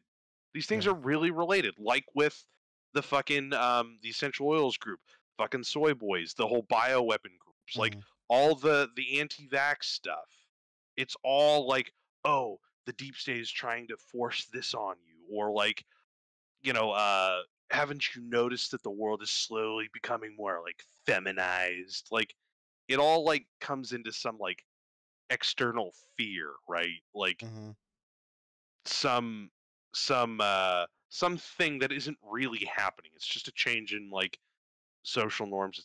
It's like a the constant gradual shift in culture, right? But it's like groups are afraid of what is now happening or what is just naturally shifting and want to push up back against it. Right. Um. But I don't know. It's just fucking crazy. It's It's insane. Yeah, and I was thinking like you're saying, like, do you think people start gravitating, like you're saying, like they're more demeaning? Like, do you think people gravitate towards conspiracies in the sense of like some form of excuse for all the for bad things to happen to them, like, oh, this happened because New World Order, or this happened because of whatever. Do I don't you? know. I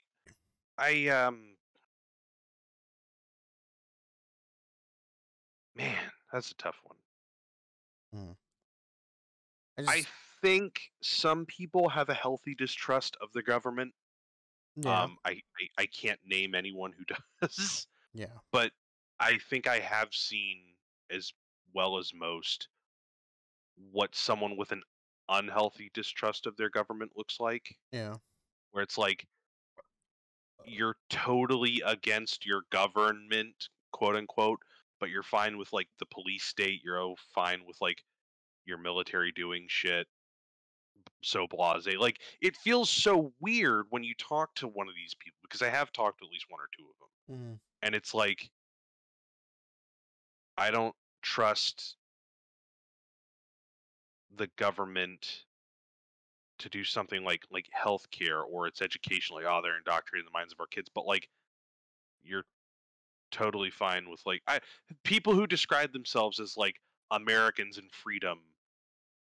I've noticed are really gung ho with like police state or the police or like people who I thought would be really for something like the George Floyd protests Yeah. are just like, oh, these thugs destroying cities, burning stuff down.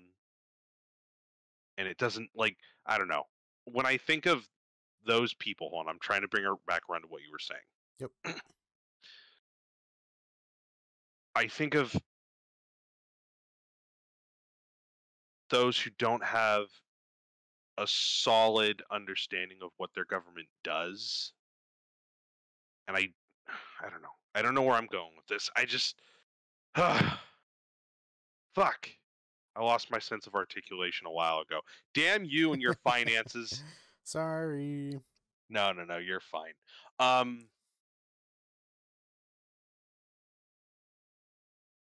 I feel as though a point as to what you asked, I'm actually trying to answer. Yeah.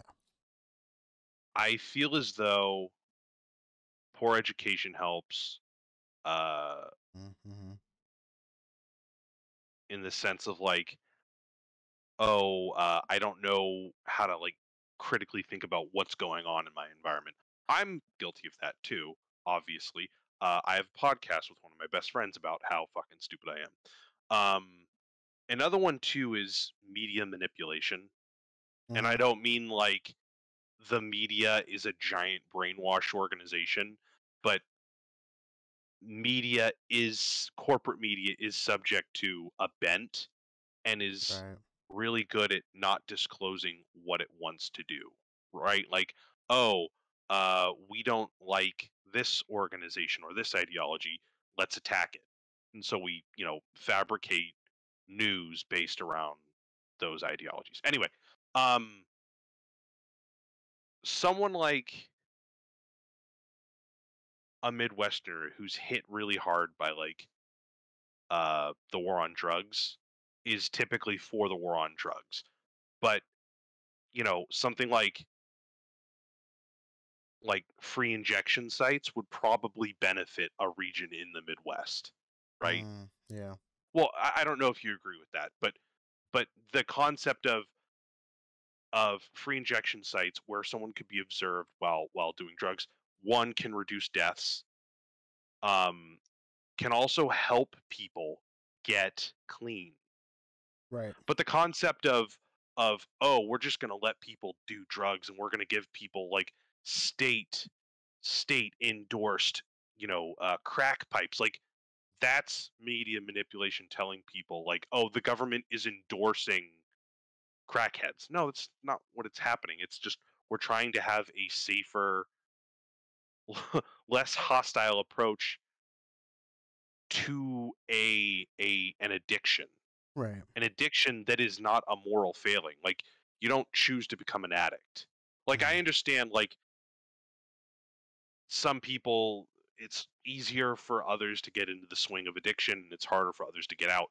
But addiction is not a moral failing. It's not simply a choice that someone makes. Right. So when you create an environment where it's easier for someone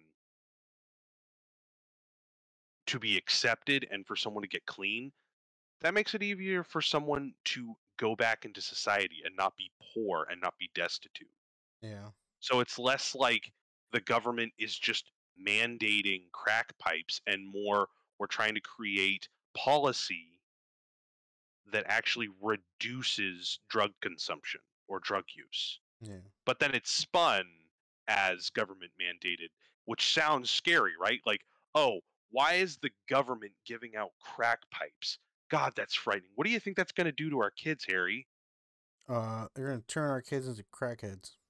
Fucking crackheads. And it's the same thing with this trans agenda thing that's listed on here. Yeah. The trans agenda, or Hollywood is turning your kids gay. This Mm. whole idea that like the the whole idea that like accepting someone for who they choose to be leads to like what the feminization of human society. Like the trans agenda, there is no fucking trans agenda. I can't think of a single trans person or group of trans people who are in power pulling their trans strings, right? Right. But the idea of of a couple of people who are trans getting visibility scares them, right? Yep. Like with sports, I don't really know the whole logistics behind like trans people and sports. Someone made a really interesting argument that sports shouldn't be divided by sex; it should be divided by weight Mm-hmm. or like size. That way, you can more seamlessly integrate someone who is trans into sports without it coming across how conservatives are bitching and moaning. But like, Right. where am I going with this? Hold on. Harry, did you want to add anything? Um, I felt like I did. I think I was gonna go off of what we were talking about, how like why people fall into these um conspiracies. Um, Okay. I think I discussed it with you before. So I brought up, like I said, I know I know a bit about flat Earth. I've done my research. Um, Hmm. there's that documentary I was telling you about, Behind the Curve on Netflix. Hmm. I still highly recommend you watching it. It's really good. Um, they bring up a thing in there. You know, sorry, spoiler alert. Um, basically they're saying like these people who get into it, right? Hmm. Um, they lose everything. They lose their jobs, they lose their friends, their family sometimes, right? Their their um their spouses divorce them, their kids leave them, like you know, because they're like, what is, like, why, how are you so into this, you know, like you're trying to ram it down my throat. So they leave them and they make these friends who are into flat earth, and then they find out, oh shit, I was wrong. Earth isn't flat, it's fucking round, you know. But now you're stuck.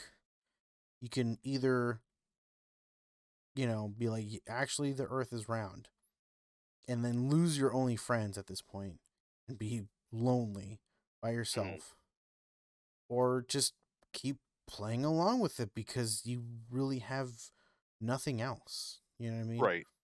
So it's like, it's crazy, right? And then I talked to one of the main guys, um and there's he was discussing how like, oh man, yeah, like, you know, we're kind of like, he was saying like basically like they're, you know, they're like the spokespeople of flat earth, right? And they're saying like, well then you have like the most power, right? Like why would you leave that? And the guy just doesn't really say anything, because it's Hmm. like, why would you leave that? Why would you say, actually no, the earth is round, I've been wrong, I've been fucking manipulating everybody so I can, you know, get money off of you? It's Hmm. like, there's that corruptness in there, right? Like, do they see that, oh, these people are easily manipulated, and so we're going to manipulate them on purpose and keep them, you know, entangle them and have them so deep into this, by the time they realize, you know, kind of like a drug, like by the time you realize, holy fuck, what have I been doing to myself? You Hmm. can't get out of it. You're just stuck there, Right. you know? And that's kind of how I felt about flat earth. Like, you know, it's just, there there's money involved when it comes to flat earth. People are making Hmm. money off, whether it's YouTube, um people just donating, you know, um selling memorabilia about flat earth or whatever, right? There is money involved when it comes to flat earth, and people can make money. And they think, and once you start making it, like, why would you stop, right? Yeah. And that's what I learned about flat earth. The people at I the get that top. same vibe from Alex Jones. Go ahead. I'm sorry. Oh yeah, it's exactly it's same fucking situation, dude. Like Right? it's crazy. Like we were talking about this a couple weeks ago with the Sandy Hook thing, Mm-hmm. but it's like he'll say that. I know. you know, these kids are definitely crisis actors. I recognize a CIA op anywhere. And then he'll go straight into like, oh, here's your anaphylactic pills. I take these every morning. Oh, these are real good. They beat the Yeah. communists every which way. And it's he literally sells like fucking essential oil level remedies Mm-hmm. while talking about like the deep state and the superstructure and all these trans people are really a Trojan horse for George Floyd and the Jewish space lasers. It's insane. Yeah. It's insane. It's like he was doing testimony for getting sued out the ass by the Sandy Hook survivors. Yeah. And it was so fascinating watching him like squirm his way out of admitting that he's a fucking grifter. Yeah.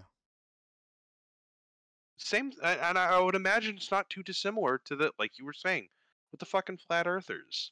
Like, I just don't. I don't know.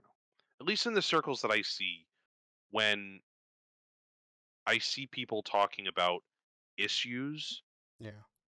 it's issues that actually exist. Like, hey, there's a group of people who are like having issues reconciling their psychological state with their physical body, and our modern language and view of sex doesn't really accommodate that.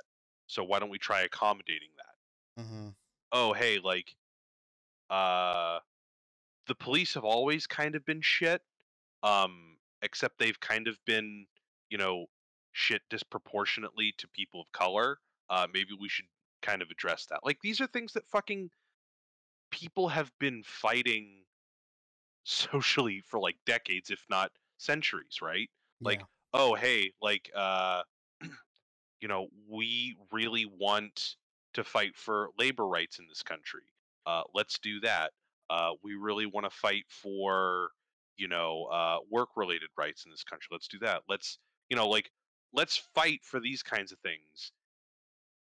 And the most I can argue is that like people tend to be more overzealous with Yeah. that identity. Like, oh, I'm like this person or that person, and like you need to support me no matter what. But like when I go onto the other side and hear what people are talking about, it's always like the West is under attack from like trans Mexicans who want to like bite white people and turn them into black women. That's obviously a character. That's not exactly, but it's Right. not too Right. far off from what I'm hearing. Like if someone who isn't intentionally racist says uh, the country's being overrun by brown people, chances are they were informed by someone who is racist Mm-hmm. or is saying that to stoke that animosity. So Yes. it frightens me when I hear some of these other arguments where it's like I don't see the harm in what you're saying there's harm in, and the harm that you're saying is the collapse of the United States tomorrow, which I don't like. I just don't get it. Like every level of media has this. Like Mm-hmm. you have Candace Owens like talking about like the fucking Democratic plantation. You've got like Ben Shapiro talking about his shit. You've got fucking Tucker Carlson. And you know what? Fuck it. I don't really know much about this situation, but I'll fucking say it. You got fucking Joe Rogan. You got Joe Rogan, Mm-hmm. who's 3 times the most popular man on television, Tucker Carlson, Yeah. like talking about anti-vax shit. And that's the thing. That's the beauty of it, Harry, is that Joe Rogan, he's like us. Mm-hmm. He's just an idiot who doesn't know what he's fucking talking about. Like, I get the impression from what I see of his stuff Mm-hmm. that he's just an idiot. Yeah. Like, I would wager he's probably smarter than me, a lot smarter with how he talks and what he chooses to say. But he just, the best way I can describe him is what I heard from someone else is his mind is so open his brain falls out. Yeah. But here's the thing.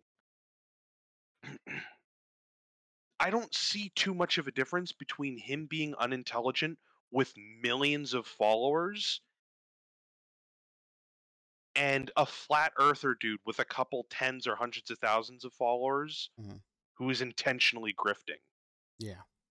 Because he keeps doubling down on it, and he's got to come like there's no conspiracy in that though, right? No. Like cancel culture isn't shutting him down. He's literally protected by Spotify that has invested millions of dollars into him. Yep. It's like I don't. I've been complaining, or I've been using the if a company doesn't want this person, they're well within the right. You and I have talked about this. Yeah. With Gina fucking Carano with Star Wars, right? She was opening her fucking mouth. She was talking about shit, and instead of like doing a fucking apology or a fucking apology tour, she did the whole beep boop bop thing on Twitter, right? Yeah. And Disney was getting a fucking bunch of backlash. They realized it wasn't fucking worth it, so they fucking canned her or some other shit, possibly in the background that we don't know. But like the official story was basically that she was saying a bunch of shit. She didn't apologize, or I don't know. It just I don't want to say like, oh, if she apologized, forgive her. But like she said a bunch of shit. There was a huge amount of backlash, and they fucking canned her. It wasn't worth the dollar amount that they were paying her. Fucking, and they have the right to do that. Yes, apparently, yeah. But I also see the the revolving door that Spotify is making muku fucking bucks off of Joe Rogan. Joe Rogan is the largest media figure in the world. In the world. Like a month ago, I was talking to myself about like Tucker Carlson. He's like, oh, he's the biggest name on like television. And I was like, when this shit like happened, I was looking at his numbers, and he's literally 3 times larger than Tucker Carlson, the largest television figure in the world. He is the largest media figure in the fucking world. Damn. A podcast. Yeah, there's a lot of people that I know that follow his podcast, and I don't get it. Like, of course, like I don't know. Everything that's going on with him, I feel like is a perfect example of like how conspiracy theories don't work. Because it's like he's literally just a dude with no like rhetorical skills, no critical like thought at all. Yeah. Getting a bunch of folks on. He's intentionally searching out like the most minute answer instead of just information that could help people. Yeah. And these fuckers, Malone and a couple others, are just spreading fucking bullshit information that people are actually taking into account. Yeah.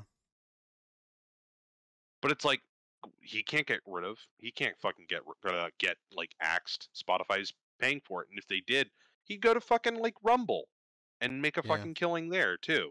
Yep. Like he's like the anti-conspiracy theory because it's like you would like. I don't know how to explain this because it's like he's literally trafficking in disinformation, stuff that could harm people with the whole ivermectin bullshit, with the vaccine conspiracy theory and hesitancy. It's like I would imagine he's done more to stoke vaccine hesitancy than most. Yeah. But it's like I don't think he's being like algorithmically boosted or something. He's just really fucking popular because of like his persona. Yeah, like his thing that made him big is the interviews he has with like celebrities.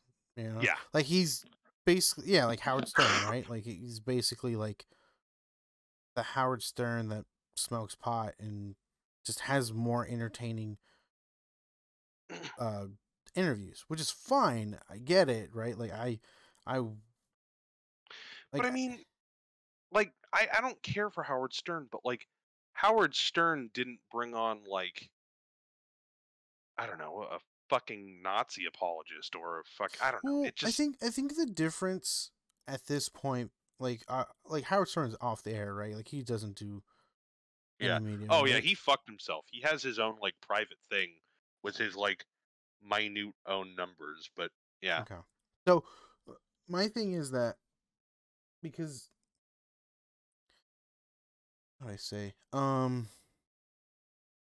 Like Joe Rogan has brought on like people before, but it's the fact that he is spreading disinformation. Like the stuff that he's spreading, like he has no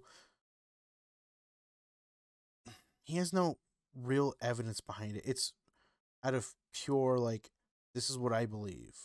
And Yeah. that's the issue. When the thing is, if you're just interviewing like Dave Chappelle or Neil deGrasse Tyson and you're just asking questions, like that's fine, uh like he's a good interviewer, right?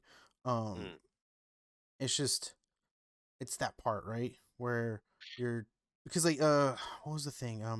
I think what really like what sticks out to me when it comes especially COVID times is when he's with I think it's Bill Burr. Mm. And he's telling him like, hey, like like this pandemic is bullshit, huh, dude? Like he's trying to get Bill Burr to say something, and Bill Burr straight up tells him like, look, we're not fucking doctors. I'm not gonna say shit, right? Yeah. And he straight up tells him, we're not doctors. We're not specialists when it comes to this shit. I'm not gonna say anything. You know what I mean? Because it's Mm. true, right? Yeah, Bill Burr had a fairly solid take on that. Yeah, because it's true. Like like you and I discussed at some point where it's like, like I don't 100% like trust the government or scientists or whatever, but I have to. Or no, sorry, I don't believe in them, wholeheartedly, but I have to trust them, right? I have to Yeah. trust that they're doing their job correctly. I have to trust that they're telling us the truth because they're the experts. You know what I mean? Yeah. It's like when I bring in, when I come in, being a maintenance guy, when I come in and fix your shit, you have to trust that I know what the fuck I'm doing to fix Yeah. your stuff. You know, it's the same thing, right? I Mm. don't know shit about fucking viruses. I don't know shit about vaccines. I'm trusting these people that are experts, right, Yeah. to do their job. And It's just disappointing that like if there was a fucking building crisis going on and mhm, you're a normal maintenance guy, right? yeah, You're a normal guy, right? mhm, And there are like 99 of you. And there's this one fucking dude who didn't finish school or is like, "Oh no, I don't think this kind of maintenance fucking works." And you all agree he's a fucking idiot mhm, or like he's trafficking some zany shit. yeah, Imagine Joe Rogan bringing that dude on to discuss the maintenance crisis or like let's say your fucking buildings are falling down and he just spouts off some fucking psychotic shit and Joe Rogan doesn't push back on any of it. And then you right, give him shit because he has this dude on and doesn't have anyone else about the situation on. He says, "Well, I brought someone on yeah, who was kind of against the grain, who didn't give me the answers that I just wanted to hear." That doesn't fucking matter yeah, when he's not giving you the right fucking information. right, It's like, "Oh, cool. You have fucking Jordan Peterson on who's nothing but word salad." Like he's just an idiot. mhm, He's just a college guy who lied about the what the C-16 trans bill. Oh, you can be arrested for misgendering someone. No, you fucking can't. But for 4 or 5 fucking 6 years now, he's been riding that wave yeah, and spouting off like the idea that he's this philosopher. And Joe Rogan has him on his fucking podcast, and he does nothing but a fucking word salad for like 3 hours, and Joe Rogan doesn't fucking do anything. He doesn't do anything because that is what makes him money to mhm. have this controversial quack on. Yeah. No, yeah, that's So true. yeah, that's the disappointing part. He has the Yeah, Malone guy on, who everyone keeps saying, "Oh, he's the inventor of the mRNA vaccine, and he's got skeptical ideas." No, no, he didn't invent the mRNA vaccine.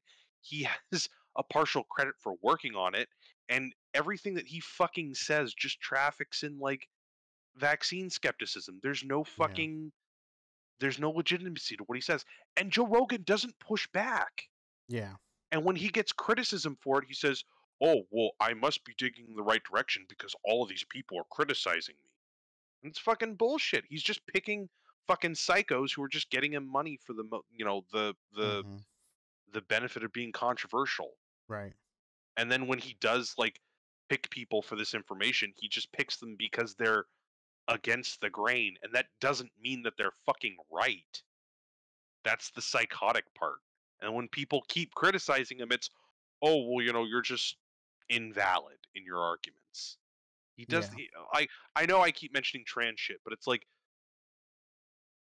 it is a component. Like Yeah. with Jordan Peterson, like with all of 'em, like he. It's so silly where it's like you have some people I've noticed on the left too, who are like, oh, well, he had Bernie on. That means nothing. No. That means nothing when he has like 90% of the people he brings on are just like idiots. Mm-hmm. Absolute fucking idiots. Yeah. Absolute fucking dreck. He won't bring anyone on to challenge him. The one time someone challenged him on something, he just completely flat out denied it. I actually have this information on me. Mm. Um it hit the Twitter sphere and all this other bullshit uh Oh. pretty hard. It was about myocarditis. Myocarditis is like a heart condition or a heart disease or something that you get. I believe it's an infection Okay. or something. I honestly don't know, but it's a short-term heart condition um that's curable, or I don't know. I don't fucking know. But he had a guy on. They were talking about fucking myocarditis and how the vaccine increases the likelihood of myocarditis, which is just shit that like you don't fucking say unless you know what you're doing, right? Like he has this guy and Yeah. says, and he pushes on this right where it's like he has this information. He says, "Oh, yeah, there's a higher likelihood of myocarditis in kids with the vaccine." The guy says, "No, that's not true," and he says, "Oh, that's absolutely true." The guy shows him information on it, and he completely denies it. Mm-hmm. Showed physical evidence right then and there that no, like there is a higher chance of myocarditis in kids who contract COVID than there is with people who get the vaccine. And he just flat out fucking ignores it. So there is a bend, there is a bias, even if he doesn't fucking want to admit it. And he's unwilling Right. to acknowledge, like, hey, just because I don't know. I'm sorry. I'm going crazy with it.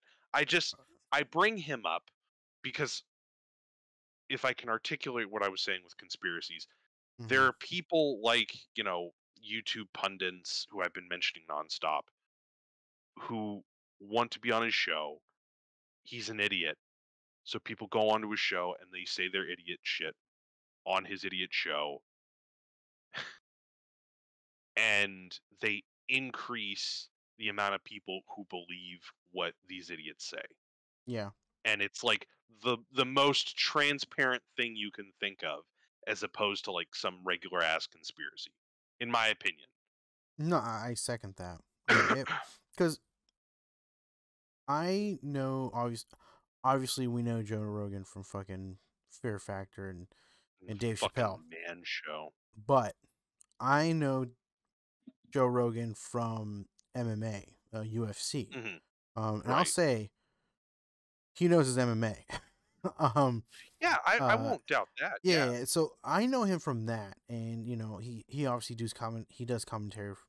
I think all UFC like big matches, Hmm. um, or main event or not main events, but you know what I mean, like the pay-per-view shit.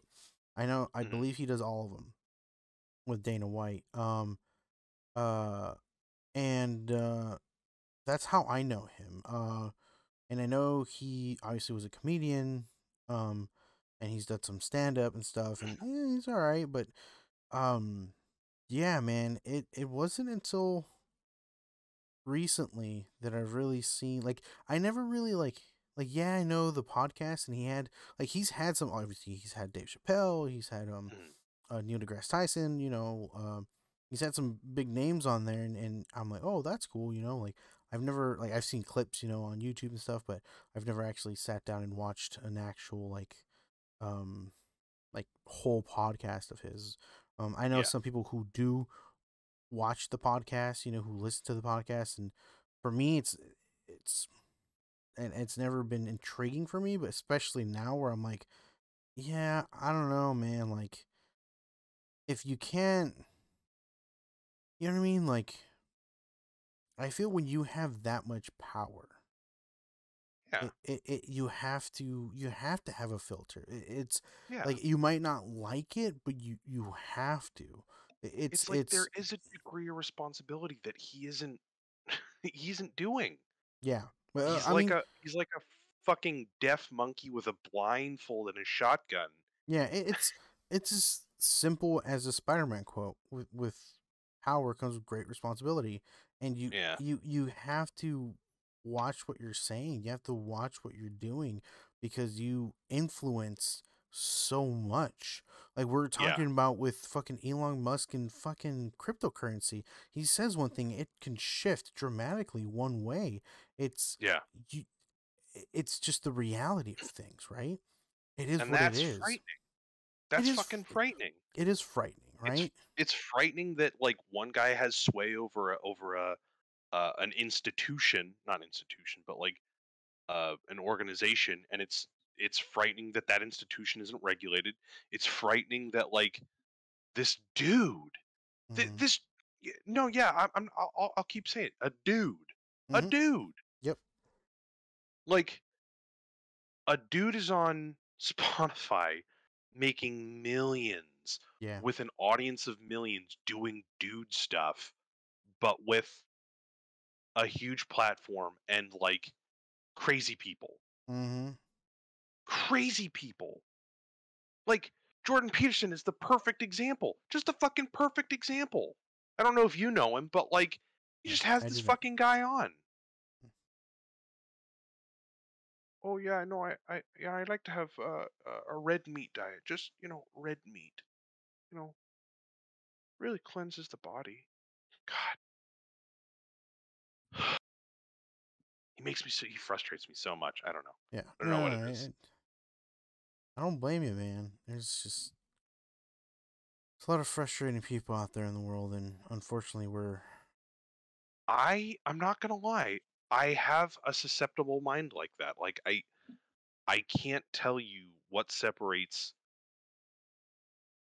my guy, like the people that I listen to from well, no, I can give you my answer, but I don't know how valid it is. Like I feel like the information they put out is vetted.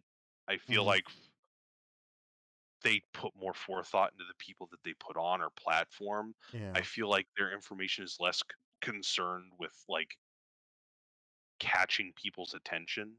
Like Yeah. e- everyone knows I like Sam Cedar. Like I like Sam Cedar a lot. Mhm. His platform is like a fraction of a fraction of the size of Joe Rogan's.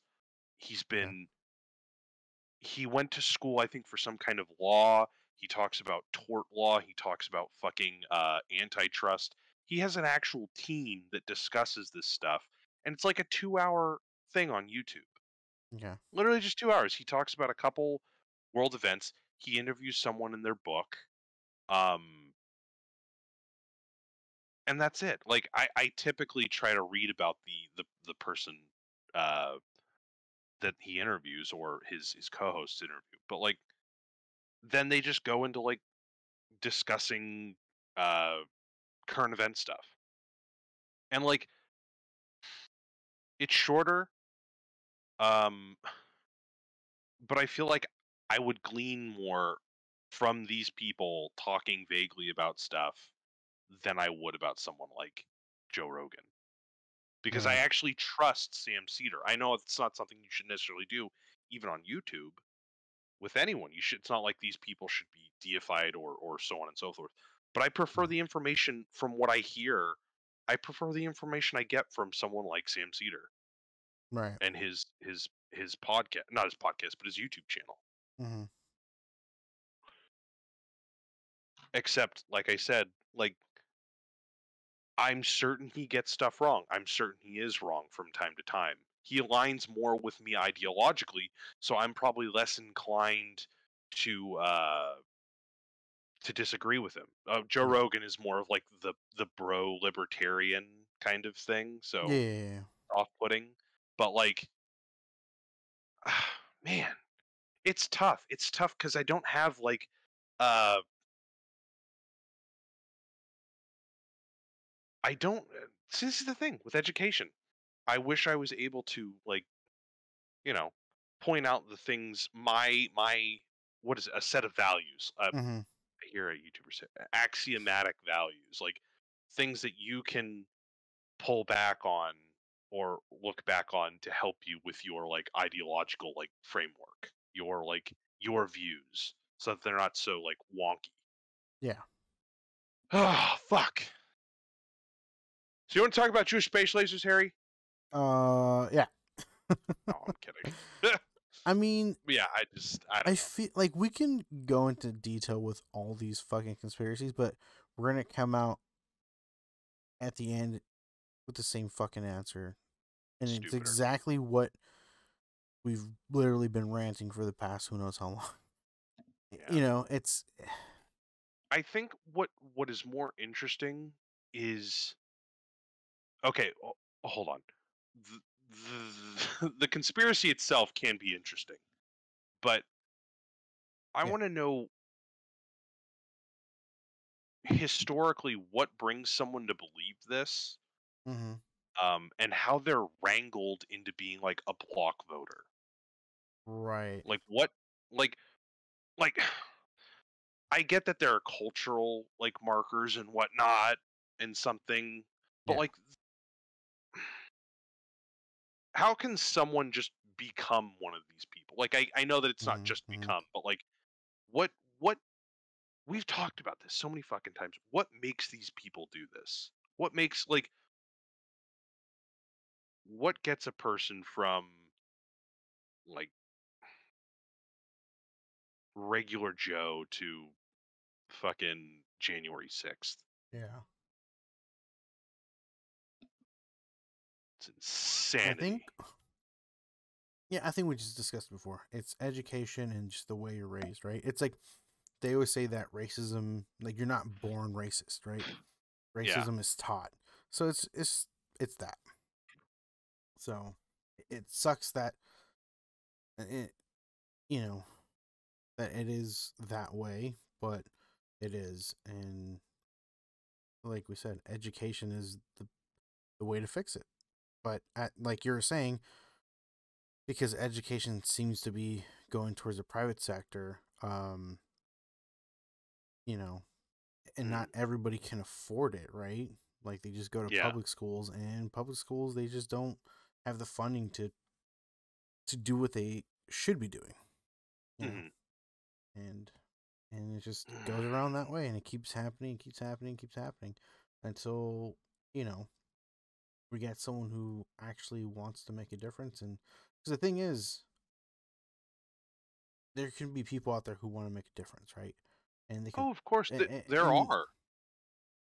but there are people out there who can make a difference and don't. Like for example, Joe Rogan, right? Like there are Yeah. people out there who have the ability to make a big difference, but Mm. they just don't seem to be doing it, which is Yeah. but it's also in the sense of like, are they also misinformed? Are they also uneducated? You know? Yeah. Um, I mean, 9 times out of 10, I honestly think Joe Rogan, and again, I'm not probably much any better. My research skills are shit. My rhetorical skills are shit. I thought I was great in debate until I got fucking wrecked. So have at it. But like, I really do think what makes Joe Rogan so frustrating is that he is an idiot. Yeah. Like he's a kid. Like he's a guy. Like I interview this guy. He says stuff that doesn't sound like information that I keep obnoxiously hearing. So I'm going to go with that.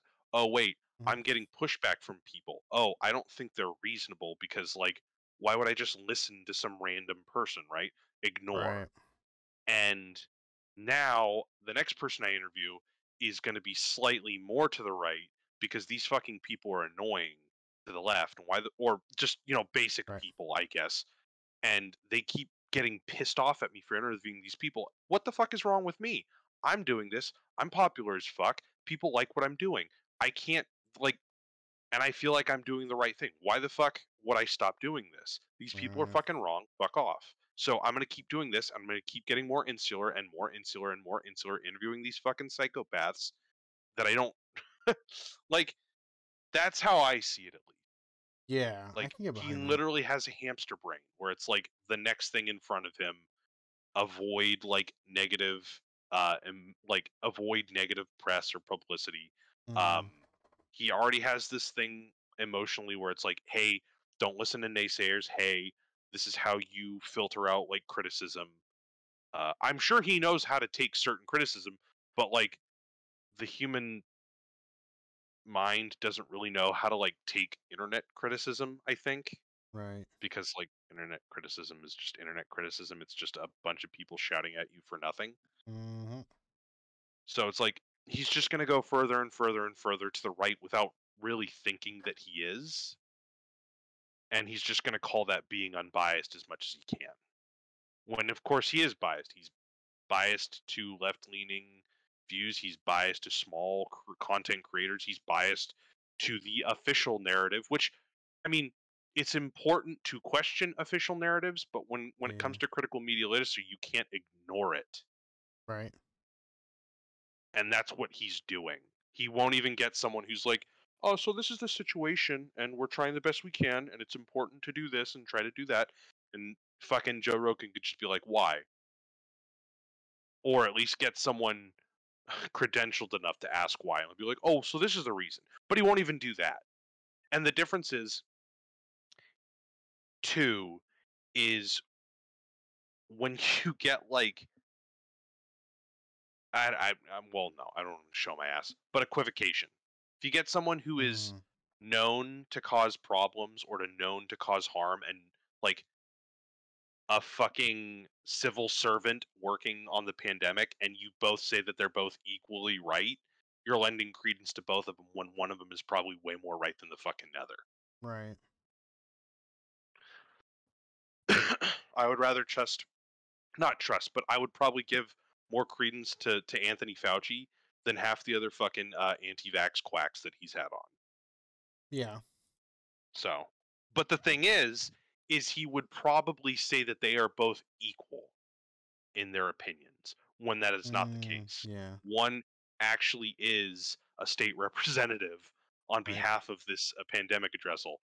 Granted, his image is tarnished, and him staying in that position is probably hurting uh, uh, his position. That being said, I would still trust his position over someone like Dr. Malone. Hmm. Not solely because of his position, not solely because of his title or his like his academic background, but because of like what I've heard him say, how he's addressed it. He's fumbled a lot, and I think he should be reprimanded as such. But like, still more trustworthy in my opinion, and he's the official source. Hmm. So anyway, I apologize. Drifted off No. into like a little. Hey man, I drifted off into financials. You went into that. It happens. This is how we do things here at this podcast, man. If only we had a couple million people to just blindly sway into one direction violently. Yeah. Right. Fuck. Dude, and how fucking uh his whole personal like mm, mm.